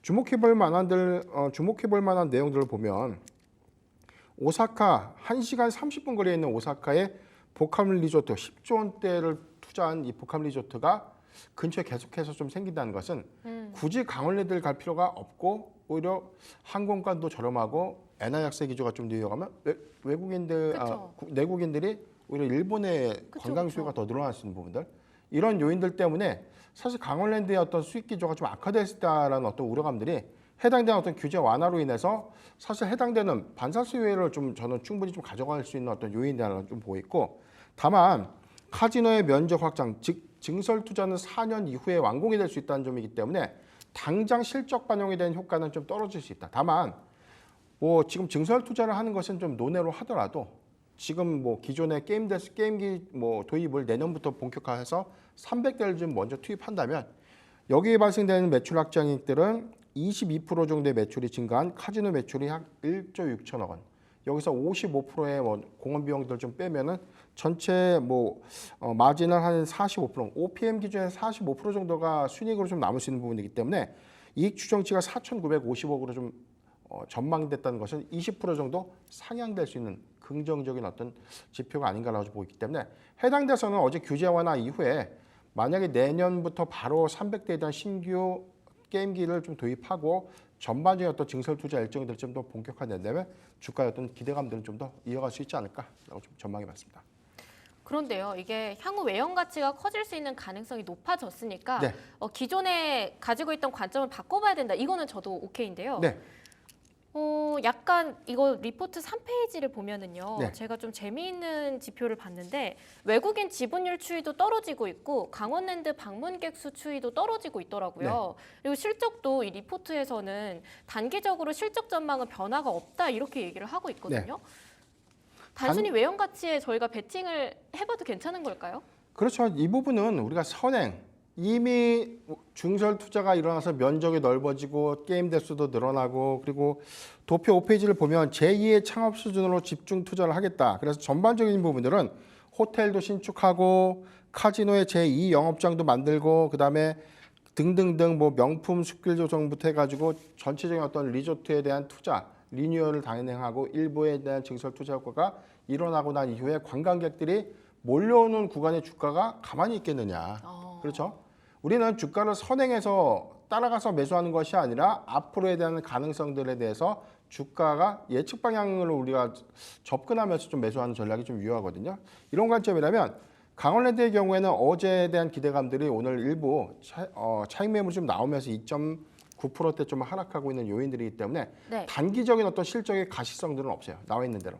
4년 이후에 증설 투자 효과가 좀 나타내 줄 수 있다. 다만 카지노 매출에 관해서는 300대 신규 기계가 내년부터 바로 도입이 된다면 이런 관점에서 이익 추정치가 상향될 수 있기 때문에 실적은 올해보다 내년도에 좀 기저 효과가 좀 더 좋아질 것이다라고 좀 보고 있고 강원랜드의 관광객 수가 감소됐던 원인들 중에 가장 큰 부분이 굉장히 면적이 좀 좁았던 부분. 그다음에 입장객에 대한 어떤 제한 효과들 때문에 막상 시간을 내서 방문을 하고 싶어도 사실 오늘 입장이 될 수 있을까 안 될까 이런 어떤 고민들 때문에 사실 강원랜드를 가서 뭐해? 라고 좀 생각하시는 분들이 많았을 건데 단순하게 이런 부분을 좀 논의를 하더라도 이 이외의 어떤 리조트에 대한 어떤 리뉴얼 효과들이 저는 뭐 점진적으로 좀 반영이 된다면 오히려 저는 관광객들이 다시 유입될 수 있는 어떤 기대 요인으로 좀 작용하지 않을까라고 보기 때문에 다소 좀 긴 호흡이죠. 4년간에 대한 증설 투자를 대비해서 우리가 주가가 좀 과도하게 좀 조정을 받는 구간에는 모아갈 수 있지 않을까. 그래서 지금 외국인 전용 카지노에 관련된 매출 수요와는 좀 별다르게 내국인 전용 카지노지만 규제 완화는 일단은 수혜다. 이렇게 좀 판단해 보겠습니다. 주가는 선반영되는 거고 어쨌든 기대감으로 올라가는 거기 때문에 단기적 실적 가시성은 없더라도 일단은 이익 추정치를 높여줄 수 있는 가치에 조금 더 집중을 해봐야 될 것 같습니다. 첫 번째 리포트 한 줄 평 들어보겠습니다. 네, 제2의 도약은 지금부터 더욱더 커지는 카지노라고 정리를 해드렸습니다. 바로 이어서 두 번째 리포트 보도록 하겠습니다. 현대차증권에서 다룬 LG 디스플레이 소식입니다. 4분기가 되면 이 OLED 말고도 모바일, TV, IT 이쪽 여러 가지 쪽에서 실적 전망이 좋게 나타난다고 봤는데 자세하게 들어보고 싶은데요. 네, 우선 2분기 실적의 경우에는 매출액이 28%가 증가됐어요. 그런데 적자는 냉정하게 말하면 지속을 하고 있는 거죠. 그런데 우리가 2분기에 대한 실적 기대치들에 관련해서 LG 디스플레이를 좀 바라보던 긍정적인 요인은 적자폭을 시장이 예상했던 전망치보다 대폭 축소를 한 것입니다. 그래서 이 적자 규모가 굉장히 좀 크게 좀 감소가 됐는데 해당되는 리포트의 내용들을 보면 하반기에 실적은 이상이 없다. 사업 구조의 고도화는 결실을 맺는 과정이다라고 좀 언급을 했는데 일단 내용부터 좀 살펴보도록 하겠습니다. 3분기 매출액 추정치는 7조 396억 원. 전년 동기 대비해서는 47.1%에 대한 증가가 좀 예상된다라고 좀 밝혔고 영업이익의 부분에서는 630억 원의 적자가 지속된다. 그러니까 내용을 보면 1분기, 2분기, 3분기에 이어서 적자를 지속해요. 그런데 왜 좋아진다는 것인가라는 관점인데 그동안 LG 디스플레이가 사업 구조를 좀 재편하는 과정이 있어요. LCD 사업 부분은 사실상 철수하고 OLED 사업 부분에 대한 캐파를 늘리면서 시장 공략을 좀 하는 과정인데 선행되는 어떤 고정비 이슈, 그다음에 이 부분을 사업 구조화를 통해서 정리하는 과정에서 발생되는 막대한 비용 손실들이 있죠. 여기 관련된 뭐 인력의 구조조정 관련된 여파들.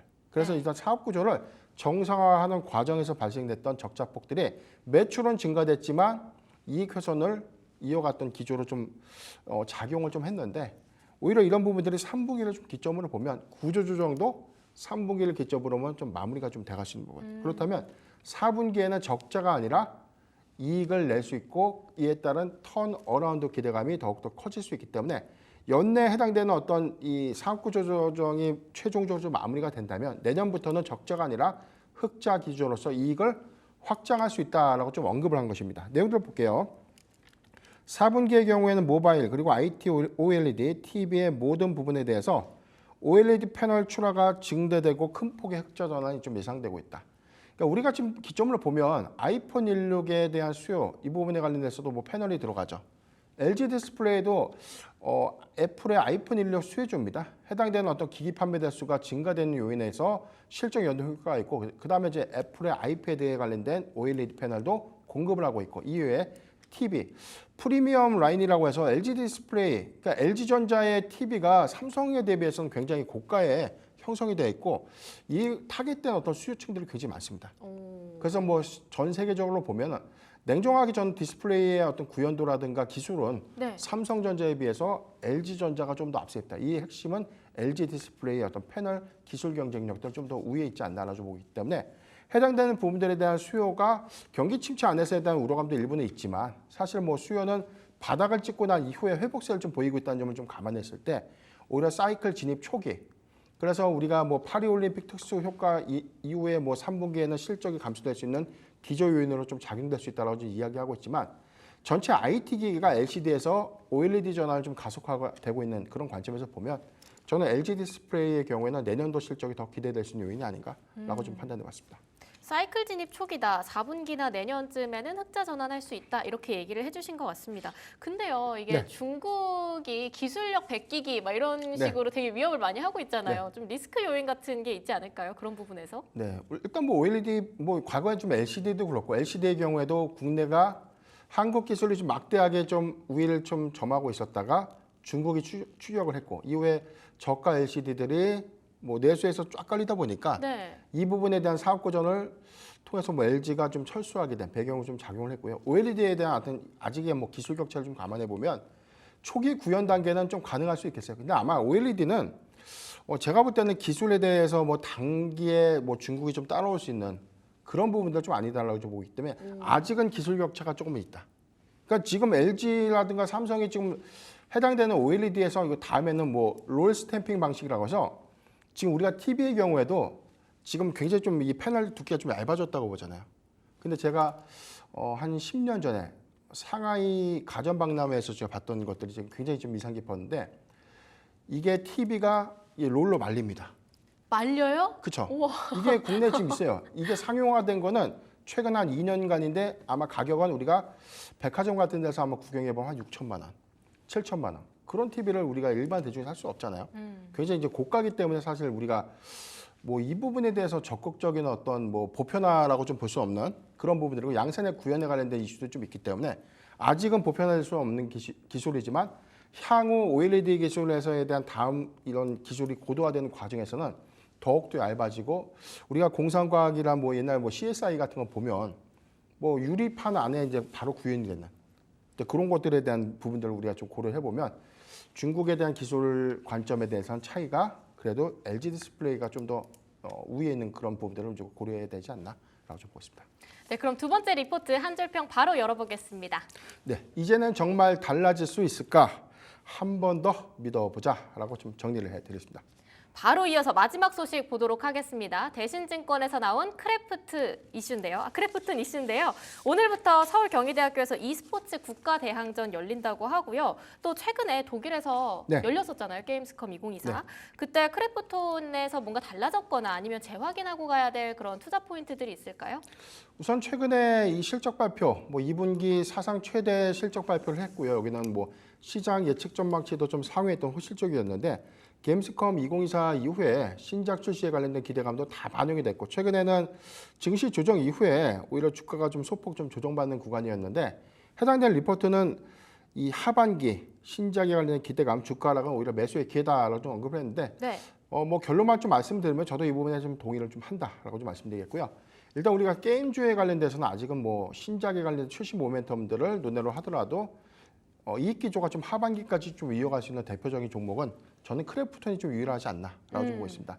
일단 독보적인 IP를 좀 기반으로 했던 배틀그라운드의 경우에는 올해 7월과 8월의 이익 기조가 굉장히 좀 좋았고요. 이 부분은 3분기 실적의 연동 효과가 좀 크기 때문에 3분기도 사상 최대 실적 저는 뭐 충분히 좀 달성할 수 있다라고 좀 보고 있고 다크앤다크 모바일이 원래 3분기 출시가 좀 예정돼 있었는데 일단 베타 서비스를 먼저 가고 4분기로 좀 이연이 됐어요. 아직 이 부분에 대한 흥행 기조는 주가에 좀 반영된 측면들은 없지만 사실 뭐 기대될 수 있는 요인들은 인조이라는 신작이죠. 내년 상반기 출시가 될 예정인데 네. 최초에 뭐 여기서도 좀 언급했던 일단 뭐 추정 기대치에 대해서는 전체 판매량을 한 100만 장 이하로 처음 출시에 관련돼서는 100만 장 이하로 좀 전망을 했는데 오히려 게임스컴 2024 이후에 170만 장으로 어떤 기대 요인들을 좀 상향했다는 것은 그만큼 게임스컴 2024 안에서 인조에 관련된 기대감들이 더욱더 높아진 부분, 이 부분은 내년도 주목할 만한 어떤 이 성과로 좀 이어지지 않을까라고 좀 판단해봤습니다.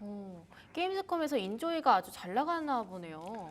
일단 뭐 처음 이 공개된 어떤 작품 이 부분은 저는 사실 게임을 좀 많이 안 해봐서 잘 모르겠는데 네. 이게 좀 구현됐던 영상들이 그 심즈라는 네네. 게임인데 이걸 뭐 사실 구현 무슨 영상 사실을 뭐 구현으로 한 뭐 게임 시스템 그런 일종인데 이 부분이 한국 색채에 좀 잘 맞게 그렇게 해서 뭐 외국인의 관점에서는 굉장히 좀 매력도가 좀 높았다 뭐 이런 평가 좀 있었기 때문에 저는 사실 기대 요인들 감안하면은 뭐 내년도 인조이가 사실 뭐 흥행의 어떤 이 기조로 좀 이어질 수 있는 가장 중요한 키워드가 되지 않을까. 맞아요. 대표님께서도 항상 말씀하셨던 게 게임주들은 실적도 중요하지만 무엇보다 이 신작 모멘텀이 제일 그렇죠. 중요하다고 말씀을 해주셨는데 인조이가 내년에 좀 힘 좀 제대로 써줬으면 좋겠습니다. 마지막 리포트 한 줄 평 열어보겠습니다. 네, 게임 최강자 크래프톤 놓치지 말아야 할 신작 흥행이라고 정리를 해드리겠습니다. 네, 불만나는 리포트 준비된 소식은 여기까지입니다. 오늘 3가지 다뤄봤는데요. 강원랜드, LG 디스플레이, 크래프톤까지 다뤄봤습니다. 기업공시연구소 변영인 대표와 함께했습니다. 고맙습니다.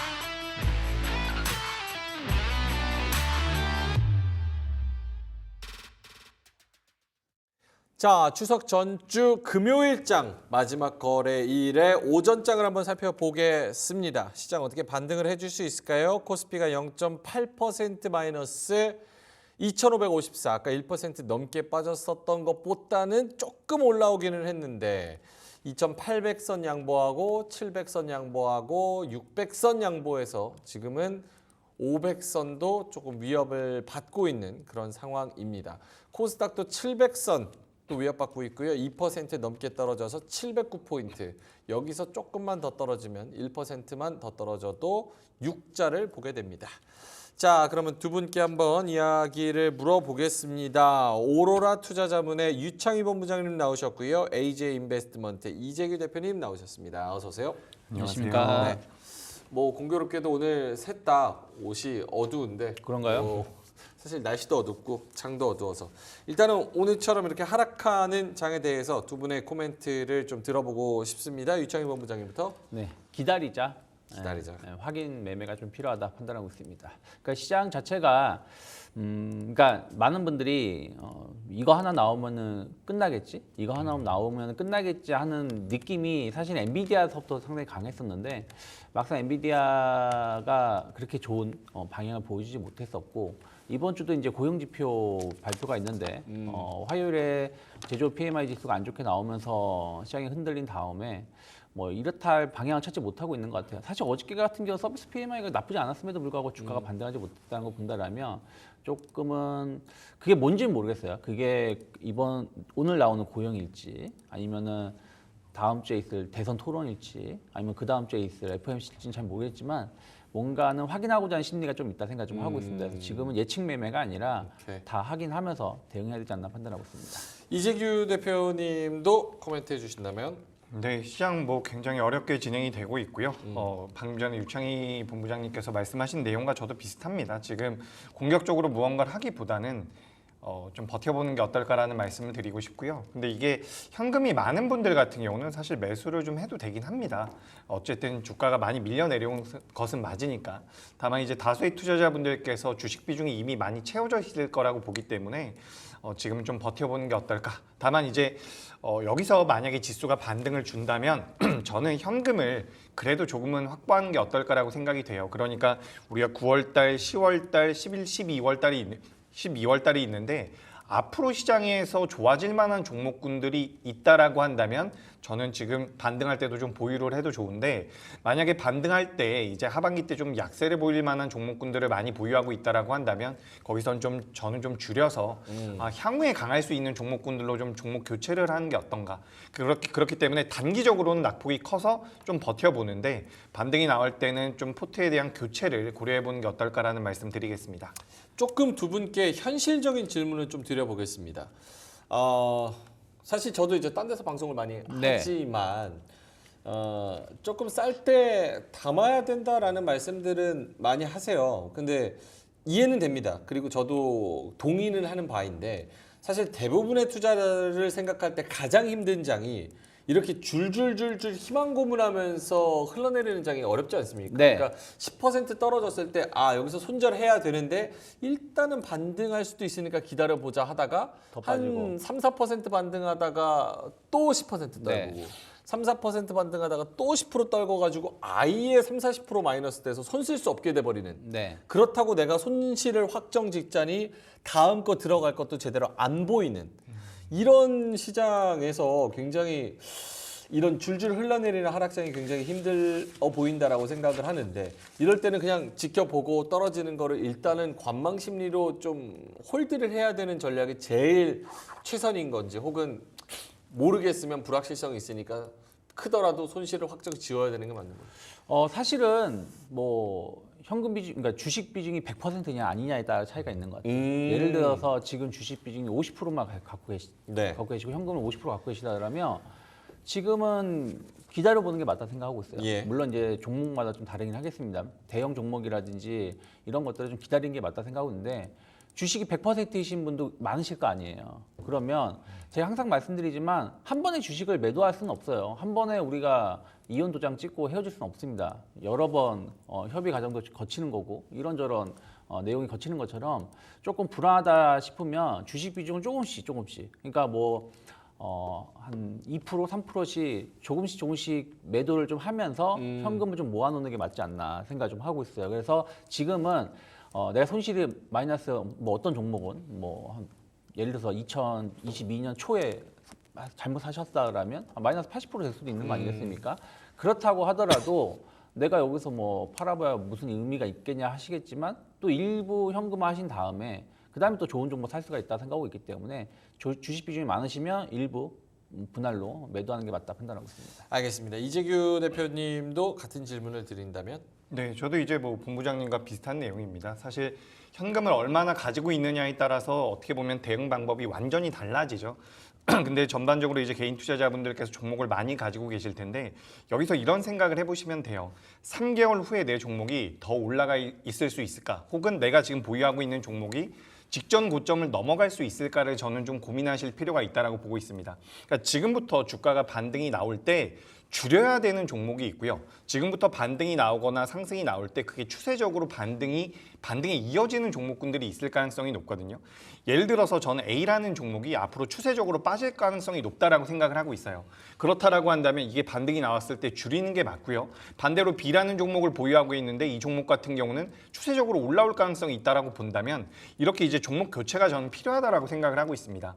그러니까 결국에는 향후 방향성에 대한 고민이 필요하다라는 거죠. 지금 우리나라 시장 같은 경우도 상반기 때 굉장히 좋았었던 종목들이 지금 밀리고 있는데 이 종목들이 과연 연중 고점을 다시 한번 돌파할까를 고민해 보는 것이 중요하다라는 부분이고 최근에 이제 자금이 들어오고 있는 종목군들 같은 경우는 여기가 고점일까 아니면 추가적인 반등이 나올까를 고민해 보는 거죠. 그래서 내가 보유하고 있는 종목이 앞으로 추세적으로 밀릴 거라고 생각이 된다면 전 과감하게 잘라내서 추세적으로 우상향을 할 수 있는 종목군들로 옮겨가는 게 맞다라고 생각을 하고 있습니다. 그러니까 근데 반대로 또 내가 지금 보유하고 있는 종목이 추세적으로는 올라갈 가능성이 높다라고 본다면 이런 종목군들 같은 경우는 저는 지금은 매도할 자리가 아니라는 말씀을 드리도록 하겠습니다. 알겠습니다. 자, 지금 쉽지 않은 시장에서 여러 가지 고민들 하고 계실 것 같은데 본인이 보유하고 계신 현금 비중 플러스 내가 지금 가지고 있는 종목의 섹터와 모멘텀 이런 것들을 잘 고민을 해서 조금 세세하게 투자를 해야 되는 그리고 신중하게 투자를 해야 되는 그런 시간대가 아닌가 이런 생각이 듭니다. 자, 그러면은 올라갈 수 있는 쪽으로 오늘 시장의 매기가 있는 쪽으로 한번 우리가 이야기를 나눠보겠습니다. 첫 번째 주제는요. 이재규 대표님이 발제하신 주제입니다. 보여주시죠. 자율주행입니다. 테마의 연장일까? 테마주 여러 가지 또 떠올랐었던 그런 테마들이 있는데요. STO와 딥페이크와 그리고 바이오 쪽에서도 있고요. 자율주행이 또 오늘은 여러 가지 종목들이 좀 그런 매기가 쏠리는 것 같습니다. 오늘 이거 가져오신 이유는요? 네, 일단 뭐 오늘 아침부터 관련되어 있는 종목군들의 변동성이 굉장히 크게 나왔죠. 그래서 장 초반에 상한가에 들어가는 종목도 나왔죠. 뭐 퓨런티어 같은 경우는 이제 지금도 상한가에 들어가 있는 상황인데 지금 시장에서 이런 테마성을 가지고 있는 종목군들의 선순환이 굉장히 빠르게 나오고 있습니다. 방금 전에 뭐 앵커님께서 말씀하신 딥페이크라든지 뭐 STO 같은 기업들 오늘 장 초반에는 또 이제 열폭주와 관련되어 있는 종목군들도 변동성이 많이 나왔는데 아무래도 시장의 주도 섹터가 부재하다 보니까 이런 테마들로 주가가 빠르게 선순환이 되지 않나 라고 생각을 하고 있고 이런 종목군들 같은 경우는 주가가 많이 올라가 있는 기업들 같은 경우는 우리가 따라붙기에는 매매하는 관점에서는 부담이 됩니다. 하지만 지금 자율주행 같은 경우는 굉장히 오랜 시간 동안 하락을 한 상태거든요. 그래서 어떻게 보면 오늘 윗꼬리가 좀 달리거나 밀림이 나온다라고 하더라도 이 자율주행 테마 쪽에 대한 수급은 이어질 가능성이 전 높다라고 보고 있어요. 그러니까 오랫동안 조정을 받았기 때문에 반등이 나오는 초입에서는 저는 매매의 관점, 주도주가 부재한 현재 시장에서는 적합한 대안처가 될 수 있지 않을까 저는 그렇게 생각을 하고 있습니다. 그래서 이제 관련되어 있는 종목군들에 대해서도 제가 좀 체크를 해봤는데 일단 자율주행 시장에 대한 모멘텀들이 계속해서 붙고 있죠. 우리가 10월 달에 뭐 테슬라가 로보택시를 공개하겠다라는 부분들 그리고 뭐 중국과 유럽에서 FSD에 대한 승인을 받을 것이다라는 이야기들 그리고 지난달 말에 현대 기아에서 인베스터 데이를 열었는데 우리가 SDV라고 해가지고 소프트웨어 기업 소프트웨어를 중심으로 한 자동차를 만들겠다. 이런 내용들이 어떻게 보면 전체적으로 자율주행 쪽에 귀결이 된다라고 생각을 하고 있습니다. 다만 아직까지는 뭐 산업 자체가 굉장히 크진 않아요. 그렇기 때문에 지금 우리가 이걸 가치 투자의 관점으로는 접근하는 게 아닌데 그런 것은 아직까지는 아니지만 트레이딩 관점, 그러니까 지금처럼 시장이 불확실할 때는 충분히 대안처가 될 수 있다라는 말씀 드리면서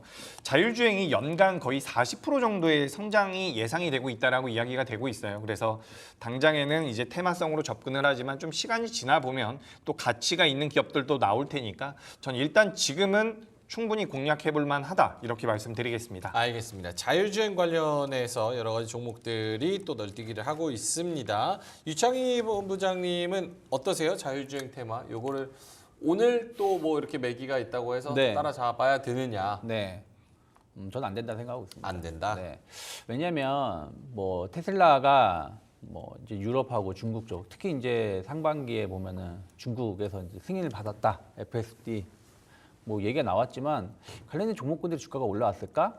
오른 게 전혀 없다라고 보고 있어요. 그렇기 때문에 이번에 나온 뉴스가 이들 종목을 변화시킬 수 있을지는 잘 모르겠어요. 그리고 테슬라와 연관성이 어떻게 있는지 잘 모르겠습니다. 얼마나 테슬라 쪽에 공급하는 게 많지는 않다 생각하고 있기 때문에 저는 그런 것을 보면서 매매를 하는 건 좀 아니다 생각하고 있고요. 하지만 자율주행 관련해서는 한두 종목 정도는 봐야 된다 생각을 좀 하고 있어요. 특히 이번에 현대차 인베스터데이 지난달 말의 내용을 보면 결국에는 자율주행을 핵심으로 좀 키울 것을 좀 보여준 내용들이 많이 있거든요. 왜냐하면 현대차 같은 경우는 하드웨어라 말씀드릴 수 있겠죠. 자동차는 정말 세계 인류입니다. 그 네. 누구도 따라갈 수 없어요. 그쵸. 뭐 저는 뭐 욕하신다 모르겠지만 욕하셔도 할 수 없지만 토요타, 현대차만 더 못해요. 그리고 저도 그렇게 생각해요. 테슬라 전기차만 본다라면 현대차만 못합니다. 그런데 소프트웨어 쪽에서는 형편없죠. 뭐 발 뒤꿈치도 못 따라갈 정도입니다. 그래서 현대차가 그 부분에 대해서 상당히 몇 년 동안 노력을 했는데 좋은 결과를 못 받고 이번에도 이 부분에 대해서 상당히 좀 중점적으로 준비를 하는 부분들이 있어서 이쪽에 대한 어떤 투자 혹은 그런 부분에 대해서 관심은 계속 가져가야 되지만 오늘 테슬라가 어떤 이슈가 있어서 올라왔다. 근데 여기에 추격 매수를 한다라는 것은 조금은 성급하지 않을까 판단하고 있습니다. 자율주행에서도 볼만한 그런 기업들이 있기는 하지만 그런 부분에서는 좀 조심해야 될 부분도 있다. 네.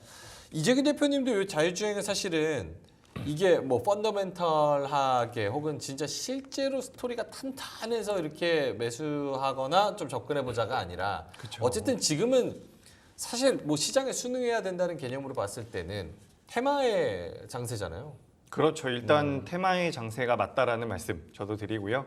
지금 이제 관련되어 있는 종목군들 무슨 카메라 모듈을 납품하는 기업이 지금 퓨런티어도 갑자기 상한가 깨지고 내려오는데 퓨런티어 같은 경우도 이제 삼성 전기를 통해서 카메라 모듈을 납품하고 있거든요. 테슬라 쪽에다가. 그러니까 지금 실제로 전장 쪽, 자율주행 쪽에 대해서 수혜를 받을 수 있는 기업은 우리나라 기업 중에서는 어떻게 보면 뭐 LG 이노텍이나 삼성 전기를 보시는 게 맞아요. 근데 그 밑에 있는 종목군들의 변동성이 굉장히 크게 나오고 있죠. 지금 뭐 모바일 어플라이언스라든지 SOS랩 같은 경우도 자율주행 쪽 그리고 테슬라 쪽과의 그런 납품 관계가 어느 정도 시장에서 부각이 되고 있는데 방금 전에 뭐 앵커님께서도 말씀하셨던 것처럼 전 일단은 저도 테마로 보는 게 맞지 않나라고 말씀드립니다. 다만 이제 모트렉스라는 기업이나 네. 현대 오토에버 같은 기업은 이제 주가 흐름이 지금 당장에 굉장히 강하게 나오고 있지는 않지만 현대 오토웨버 같은 경우도 시가총액이 5조 가까운 기업이거든요. 그리고 현대 기아차 쪽에 대한 수혜를 온전히 받을 수 있는 기업이기 때문에 테마성을 가지고 있긴 하지만 그래도 내재 가치를 찾아본다라고 한다면 이런 기업들 같은 경우는 전 좀 보시는 게 어떨까라는 말씀을 드리고 싶어요. 그리고 모트렉스 같은 경우도 지금 실질적으로 시가총액이 3천억이 좀 안 됩니다. 3천억이 좀 안 되는 기업인데 이 기업 같은 경우도 영업이익을 기준으로 봤을 때는 500억 정도가 나오고 있는 상황이거든요. 그래서 우리가 이제 자율주행과 관련돼서 오늘 변동성이 많이 나온 기업들에 대해서 뭐 수급적으로 트레이딩적으로 접근해 보시는 것도 괜찮지만 나는 그런 것들이 좀 부담이 된다라고 한다면 제가 방금 전에 말씀드린 현대 오토에버나 모트렉스 정도는 그래도 좀 체크해 보실 필요가 있지 않을까 의견 드리겠습니다. 알겠습니다. 자율주행 관련해 가지고 은주님이 또 이런 말씀을 해주셨습니다. 테마성 있기는 하지만 2차 전지가 가려면 자율주행도 하나의 답이니까 테슬라발 자율주행이 이슈가 돼야지 또 시장이 또 힘을 받을 것 같다. 이런 연결고리를 또 말씀을 해주셨습니다. 자, 그러면 뭐 종목은 아까 현대오토에버 모트렉스 말씀을 하셨으니까 두 번째 주제로 넘어가 보도록 하겠습니다. 두 번째 주제 보여주시죠. 지난주에는 이재규 대표님이 이거를 갖고 왔을 때 할 거 없어서 갖고 왔다 이렇게 말씀을 항공주를 하셨는데 갖고 온 건 아니잖아요. 뭐. 환율 제가 지난주에 대한항공 가져왔죠. 네. 환율 유가 하락에 항공 유틸리티를 보자 유창희 대표님 갖고 오셨는데 네. 이 얘기를 저희가 회의 때 또 했습니다. 네. 그랬더니 내가 중요하게 보는 지표가 맞아요. 하나 눈에 들어왔기 때문에 그렇죠. 그거는 내 기준에 충족돼서 오늘 가져온 거다. 당연하죠. 소신을 그렇게 밝히셨습니다. 투자 포인트 그리고 그 지표란 건 뭡니까? 네. 첫 번째는 최근에 보면은 환율이 조금 높아진 건 맞아요. 그러니까 사실은 1,330원대 다시 올라왔죠. 1,220원대 갔다가. 근데 제가 보기에는 환율은 계속해서 떨어진다. 저는 또 욕먹을 각오하고 내년 상반기까지 전 1,220원대까지 보고 있습니다. 환율을. 그렇기 때문에 그러면 원화 강세 효과를 항공주하고 유틸리티 쪽이 전 크게 볼 수 있다 생각 좀 하고 있어요. 그리고 이들 기업들이 최근에 주가가 하락이 나왔음에도 불구하고 추세가 나쁘지 않습니다. 그래서 충분히 조정이 나온다고 하더라도 모아갈 수 있다 생각 좀 하고 있고요. 그리고 제일 중요한 건 딱 요거죠. 제가 딱 사실은 항공주에 대해서 그저까지 긍정적인 뷰를 보고 있었지만 뭔가 아쉬웠었던 게 유가였어요. 근데 유가가 지난 이제 화요일부터 급락을 보여줬죠. 급락을 보여주면서 78달러까지 갔던 게 지금 70달러 이하로 떨어졌습니다.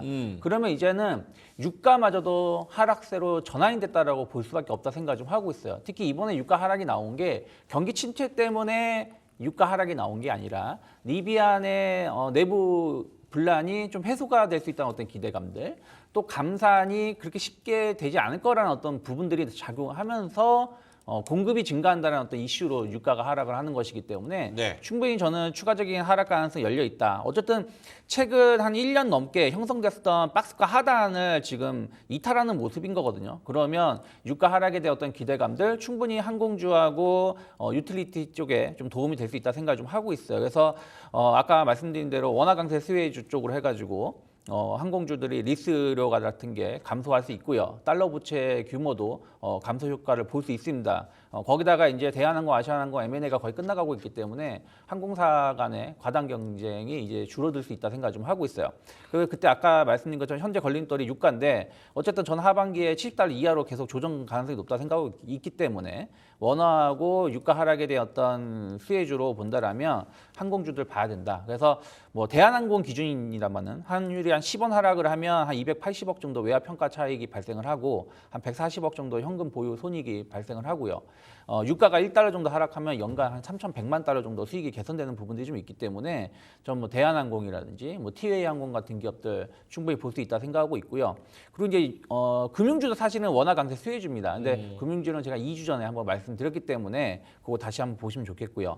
그 유틸리티가 이제 중요한 게 어쨌든 원화 강세하고 유가 하락을 한다라면 비용이 감소하겠죠. 네. 발전 단가가 떨어지는 것인데 이미 한국가스공사라든지 한국전력은 상반기에 가격의 요금을 인상시켰습니다. 그래서 이들 기업이 갑자기 비용 줄어드니까 우리 연말에 혹은 내년에 비용을 전기료라든지 가스료를 낮추겠다 하지 않겠죠. 그렇다면 하반기 수익성 개선에 대한 어떤 기대감도 충분히 나올 수 있다 생각 좀 하고 있어요. 그래서 한국전력 같은 경우도 최근 수급적인 흐름을 본다라면 외국인 기관들 꾸준하게 매수세 들어오고 있기 때문에 저는 지금도 그렇게 늦진 않았다 판단하고 있습니다. 알겠습니다. 이재규 대표님도 뭐 항공 유틸리티 금융 또 이렇게 말씀을 해주셨는데 거기에 동의하시는 부분이 어떤 섹터에 있습니까?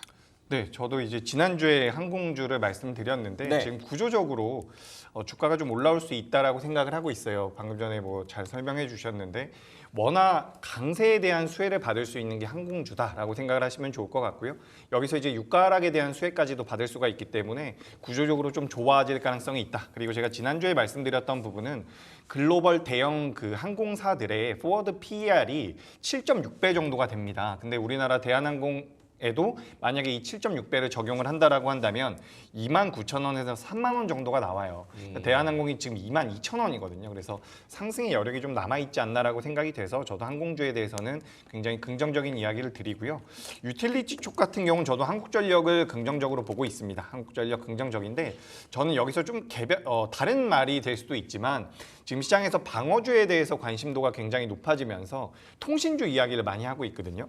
근데 지금 SK텔레콤 같은 경우도 주가가 많이 올라오면서 좋은 모습 보이고 있지만 통신주들 같은 경우는 저는 조금 늦었다라고 생각을 해요.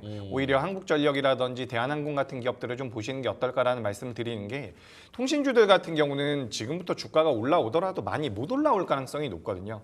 우리가 그러니까 당장의 내 마음의 좀 안정을 찾기 위해서 방어주, 통신주를 매매할 수도 있지만 통신주가 지금부터 연말까지 뭐 10%, 20%가 올라갈까라고 한다면 저는 그럴 가능성은 좀 낮다라고 보거든요.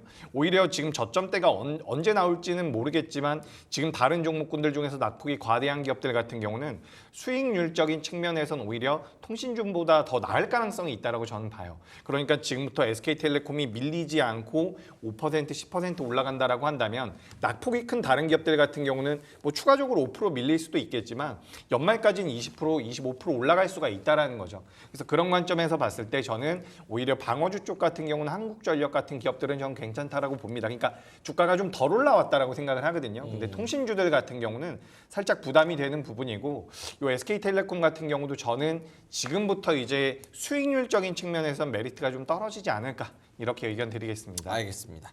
유창희 대표님은 그럼 타픽 딱 하나만 주신다면 저는 그러면 티웨이 항공. 티웨이 항공. 네, 왜냐하면 이유는요? 네. 티웨이 항공이 그 대한항공, 아시아나항공 M&A에 가장 큰 수혜를 입었어요. 왜냐면 장기 노선을 티웨이 항공이 거의 다 가져왔거든요. 네. 근데 뭐 이게 장기 노선이라고 해서 저기 아프리카라든지 뭐 미얀마 이런 데가 아니라 유럽 노선입니다. 그래서 지금 뭐 이쪽에 대해서 이제 준비를 해서 이제 하반기 내년 상반기까지 자리를 잡는다라면 충분히 수익성 개선될 수 있다 생각 좀 하고 있고요. 거기다가 이제 약간 경영 분쟁 이슈도 좀 발생할 수 있다는 이슈들이 좀 있기 때문에 그런 것들 감안한다라면 TA 항공 같은 경우가 충분히 그 추가적인 상승, 전 3,000원 이상으로 충분히 갈 수 있는 위치가 아닌가 판단하고 있습니다. 알겠습니다. 티웨이 항공 유창희 대표님의 발제 주제까지 살펴봤고요. 마지막 주제 저희 제작진 발제로 넘어가도록 하겠습니다. 전력기기가 오늘도 조정을 받는데 지금 고점 대비해서 한 30% 정도 빠져 있는 상황입니다. 조정 세게 받는 전력기기. 사실 원래 상반기에 전력기기 원래도 좋은데 거기에 AI까지 붙어서 1.5배 더 많이 올랐기 때문에 AI의 모멘텀이 빠진 지금 전력기기도 더 많이 좀 빠지고 있는 그런 상황이 아닐까 싶습니다. 요거 전력기기 관련해 가지고 좀 물려 계신 분들 혹은 지금 진입할까? 근데 타이밍 아닌 것 같아. 이게 하반기에 지금 9월 중순 지나고 10월, 11월, 12월 이렇게 해서 오를 수 있을까? 이런 생각이 좀 들긴 하는데 두 분께 아이디어를 좀 얻어보자면 이재기 대표님부터. 네, 저는 일단 단기 반등은 나올 가능성이 있다라고 보고 있어요. 근데 참 이게 전력기기 쪽에서는 계속해서 좋은 내용들이 나오죠. 뭐 AI 때문에 전력난 때문에 계속해서 우리가 매출이 늘어날 수 있고 외형 성장이 될 수 있다라는 이야기들이 있는데 시장이 어떻게 보면 굉장히 냉정하죠. 지금 우리가 업황에 대한 기대감은 있지만 수급적인 부분들이 이렇게 틀어지면서 주가가 밀리기 시작을 하면 실제로 매매하시는 분들 입장에선 대응을 하셔야 된다라고 저는 보고 있어요. 그래서 제가 서두에도 말씀드렸던 것처럼 우리가 3개월 후에 이 종목이 올라갈 수 있을까라는 그런 추세적인 부분에서 봤을 때 저는 전력기기 같은 경우는 단기적인 반등을 기대해 보는 게 어떨까라고 말씀드리고 싶습니다. 그래서 지금 매매를 하고 싶다라고 한다면 하셔도 될 것 같은데 이 기업들을 내가 중장기적으로 보유하겠다라고 하기에는 좀 어려움이 있지 않을까. 제가 차트를 몇 개만 한번 보여드려 볼게요. 네. 지금 화면에 효성중공업을 띄워놨는데 효성중공업의 주가 흐름이 이렇게 만들어져 있죠. 고가 대비해서 많이 밀렸기 때문에 단기 반등은 나올 가능성이 높다라고 봐요. 하지만 한번 보도록 하겠습니다. 효성중공업이고요. HD 현대일렉트릭입니다. 그리고 제가 그 다음에 다른 종목들을 한번 보여드려 볼게요. 요건 이마트고요. 갑자기 이제 제가 유통주로 넘어왔는데 요건 GS 리테일입니다. 현대백화점도 잠깐 볼게요. 종목을 조금 천천히 바꿔달라고 하시죠. 예. 제가 천천히 말씀드리겠습니다. 현대백화점이고요.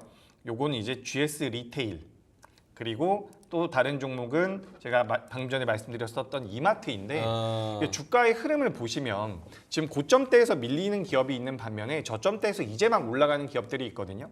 저는 전력기기가 단기적으로는 반등이 나올 가능성이 높다라고 보는데 추세적으로 3개월 후에도 올라갈까라고 생각은 하지 않고 있다라는 부분이죠. 그렇기 때문에 전 단기적으로 보셨으면 좋겠고, 제가 왜 이런 말씀을 드리냐면 지금 제가 화면에 띄워놓은 이마트라든지 GS 리테일이라든지 이런 기업들은 사실 시장에서 굉장히 오랫동안 관심이 없었거든요. 근데 이런 기업들 같은 경우는 이제서야 반등이 나오고 있어요. 지금 보시는 것은 LG라는 지주사죠. LG 지주사인데 이런 기업들 같은 경우는 지금부터 3개월 후에는 더 올라가 있을 가능성이 높다라는 겁니다. 그래서 우리가 상반기 때 좋았던 기업들보다는 지금 이제 주가 흐름이 상대적으로 좋은 기업들, 상대적으로 좋다라는 것은 지수 대비해서 상대적으로 견고한 기업들로 전 조금씩 옮겨가는 게 어떨까라는 말씀을 드리고 싶어요. 전력기기를 만약에 단기적으로 공략해보고 싶다라고 한다면 저는 단기 반등을 노려보는 것이 좋겠다라는 말씀 드리고, 중장기적으로는 다른 종목군들로 좀 종목을 교체해보는 게 어떨까라는 의견 드리겠습니다. 알겠습니다. 아까 보여주신 게 이마트 차트예요? 네, 바닥에서 이마트. 올라오는 게? 그죠. 알겠습니다. 유창희 대표님한테도 같은 질문, 전력기기 얘기 굉장히 많이 네. 나왔고 증권가에서 지금도 좋은 얘기. 사실 그 뒤로 HD현대 일렉트릭 기준으로 네. 그 올라갈 때 이후로는 리포트가 안 나온 걸로 알고 있고 네. 목표 주가 기준으로는 지금 한 35% 정도 네. 좀 괴리가 있는 그런 상황입니다. 요거를 어떻게 해야 될까요, 유창희 대표님? 저는 뭐 전력 기기는 어쩔 수 없이 반도체랑 같이 갈 수밖에 없다 생각 좀 하고 있어요. 그래서 반도체가 돌아선다라면 전력기기도 같이 돌아설 수 있다 생각을 좀 하고 있는데, 이게 돌아선다는 개념이 하이닉스가 26만 원을 넘어서서 23만 원을 갈 수 있느냐 없느냐의 흐름들이 중요하다 생각을 좀 하고 있고요.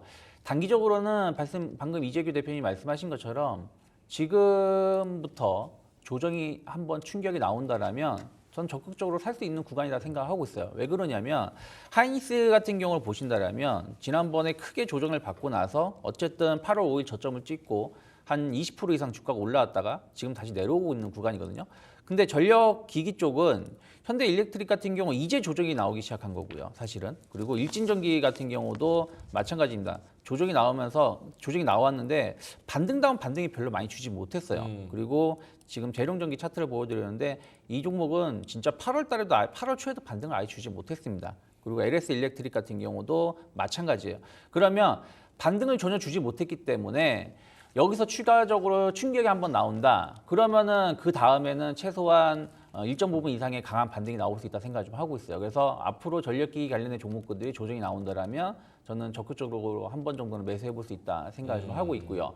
또 하나는 가지고 계신 분들이겠죠. 네. 가지고 계신 분들은 어떻게 할 것인가. 일단 지금 버텨야 된다 생각을 좀 하고 있어요. 그래요? 버티고 나서 왜냐하면 지금 가격은 전 다시 한 번은 줄 거라 생각하고 있어요. 그리고 나서 더 높은 데로 갈지 안 갈지는 그 이후에 봐도 된다. 그래서 지금은 좀 기다려보자. 오늘 가격을 기준으로 해서 한 번은 주고 그 다음에 더 빠질지언정 기회는 주기 때문에 조금 힘든 구간이 있을 수 있어도 좀 기다려보는 게 맞고, 추세 전환을 한다라면 만약에 9월 말, 10월 초에 반도체 기업들이 실적 발표를 해주면서 좀 강하게 터닝을 한다. 그러면은 그때부터는 좀 안정감 있게 갈 수 있지 않을까 생각하고 있습니다. 오케이, 알겠습니다. 자, 주제 세 가지 짚어봤고요. 이재규 대표님의 자율주행 테마, 유창희 본부장님의 환율 유가 하락의 항공 유틸리티, 그리고 전력기기 이거 어떻게 해야 되나 한번 이야기를 나눠봤습니다. 공략주로 넘어갑니다. 결국은 종목이 지금 중요한 시장이고 홀드 아니면 종목 싸움인데요. 두 분의 오후장 공략주는 이렇게 가져오셨습니다. 파마리서치와 롯데렌탈인데요. 이재규 대표님부터 롯데렌탈 한 2분 드릴 수 있을 것 같습니다. 네, 롯데렌탈이 오늘 주가가 좀 빠져가지고 네. 저는 뭐 한번 공략해 보시는 게 어떨까라는 말씀을 드리고 싶습니다. 이 기업 같은 경우 이제 렌터카 시장에서 국내 1위 업체죠. 국내 1위 업체인데 원래 이제 중고차 판매를 많이 했었어요. 근데 그 중고차 판매량이 조금씩 줄어들고 있는데, 그 줄어들고 있는 부분이 뭐냐면 장기 렌터카 쪽으로 계속해서 지금 유도를 하면서 사업 구조가 바뀌고 있는 부분이 있거든요. 근데 장기 렌터카 쪽에 대한 매출이 늘어난다라고 한다면 구조적으로 안정적인 매출이 잡힐 가능성이 굉장히 높습니다. 그러니까 매출이 굉장히 잘 나왔다가 굉장히 안 나왔다가 이런 식이 아니라 매출이 꾸준히 우상향을 할 수가 있다라는 거죠. 근데 여기다가 지금 우리가 9월 달에 예상을 할 수 있는 부분이 미국의 금리 인하입니다. 금리 인하를 하게 된다면 롯데렌탈 같은 경우는 신용 등급이 굉장히 좋은 회사예요. 그래서 회사채를 발행했을 때 자금 조달을 굉장히 저렴하게 할 수가 있습니다. 근데 고객들에게 판매를 할 때는 똑같은 가격으로 판매를 할 수가 있다는 거죠. 그러니까 자금 조달은 굉장히 저렴하게 하고 고객들에게는 가격의 변동이 없다라고 한다면, 쉽게 말씀드려서 롯데렌탈 같은 같은 경우는 수익성이 개선될 가능성이 굉장히 높다라고 보고 있습니다. 게다가 연말에는 이제 그 주주환원 정책에 대한 모멘텀까지도 받아갈 가능성이 높기 때문에 전 롯데렌탈 같은 경우는 지금 시장에서 그래도 좀 적합하지 않을까. 그래서 오늘 주가가 많이 내려오고 있지만 반대로 좀 생각을 해보면 지금 삼성전자 같은 경우는 코스피보다도 더 빠져 있는 상황이거든요. 그러니까 우리가 종합주가지수를 비교해봤을 때 종합주가지수보다 좀 더 강한 종목군들을 단기적으로는 매매하시는 게 좋기 때문에 단기적인 관점에서는 이제 종합주가지수보다는 정배열을 잘 유지하고 있는 이런 롯데렌탈 같은 경우를 좀 보시는 게 어떨까라고 말씀드리면서 뭐 정리를 해보자면 저는 네. 그 금리 인하에 대한 수혜를 받을 수 있는 종목이다 이렇게 말씀드리도록 하겠습니다. 알겠습니다. 롯데렌탈 목표가 36,500원, 손절가 28,500원, 그리고 매수가는 현재가 이렇게 가지고 오셨습니다. 자, 그럼 유창희 대표님도 파마리서치 투자 포인트 설명을 해주신다면 한 2분 드릴 수 있습니다. 네. 제가 그동안 이제 파마리서치를 뭐 미용 관련된 뭐 얘기를 하면서 여러 번 말씀드렸던 것 같은데 막상 추천을 한 번도 안 했더라고요. 주인 제 머리 못 깎는다고 오늘 같은 날. 근데 저는 사실은 오늘 급등이 나오고 있습니다만은 충분히 더 갈 수 있다 생각을 하고 있기 때문에 오늘 가지고 나온 건데요. 일단 뭐 계속 말씀드렸지만 리주랑 힐러 관련해 가지고 계속해서 수출이라든지 국내 수요가 잘 되고 매출이 잘 나오고 있다 생각을 좀 하고 있어요. 그래서 이 부분의 어떤 성장 모멘텀은 좀 꾸준히 가져갈 수 있다 생각을 하고 있고요.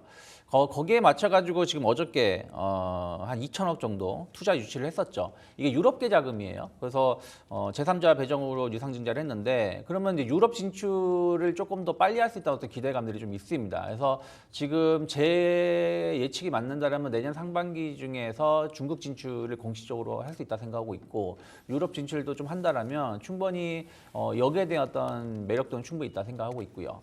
또 아까 리쥬란 그 제품 힐러 제품을 바탕으로 해가지고 화장품 판매 사업도 하는데 상당히 이것도 좋은 결과 평판이 나오고 있고요. 화장품 매출 비중이 한 30%까지 좀 높아지고 있습니다. 그래서 이쪽에 대한 어떤 관심도는 꾸준하게 봐야 된다. 그래서 K뷰티가 수출도 잘 나오고 있고 또 의료 관광 수요가 높아지고 있는 부분들 감안한다라면 전 파마리서치는 그렇게 비싸지 않다 생각 좀 하고 있어요. 영업이익률 상당히 높습니다. 그래서 그런 거 감안한다라면 제가 보는 관점에서는 한 25만 원 정도까지 목표가 열어놔야 된다 생각하고 있고요. 한 약간 시장이 좀 변동성이 있기 때문에 손절가를 조금 러프하게 잡았습니다. 그래서 16만 원이 크게 이탈하지만 않는다라면 저는 약간 조정이 나온다고 하더라도 분할매수 가능하지 않을까 판단하고 있습니다. 알겠습니다. 파마리서치 목표가 25만 원, 손절가는 16만 원, 그리고 매수가는 현재가로 잡아주셨습니다. 자, 두 분의 종목 파마리서치 그리고 롯데렌탈 이렇게 오후장까지 바라보면서 다음 주 두 분이 나오셨을 때 이게 어떻게 됐을지 한번 리뷰를 다음번에 해보도록 하겠습니다. 자, 그럼 두 분과는 여기서 좀 인사를 드리면서 저도 함께 같이 좀 인사를 드릴 텐데요. 주말 전에 금요일은 조금 시장이 눈치 있게 좀 올라줬으면 좋겠습니다. 오전까지 화이팅 하시고요. 그리고 주말 잘 보내시고 주말에 잘 계획을 세워보시고 다음 주도 저희와 함께 해주시면 좋을 것 같습니다. 오로라 투자자문 유창희 본부장 그리고 AJ 인베스트먼트 이재규 대표님과 저는 여기서 인사드리도록 하겠습니다. 오늘 함께 해주셔서 대단히 고맙습니다.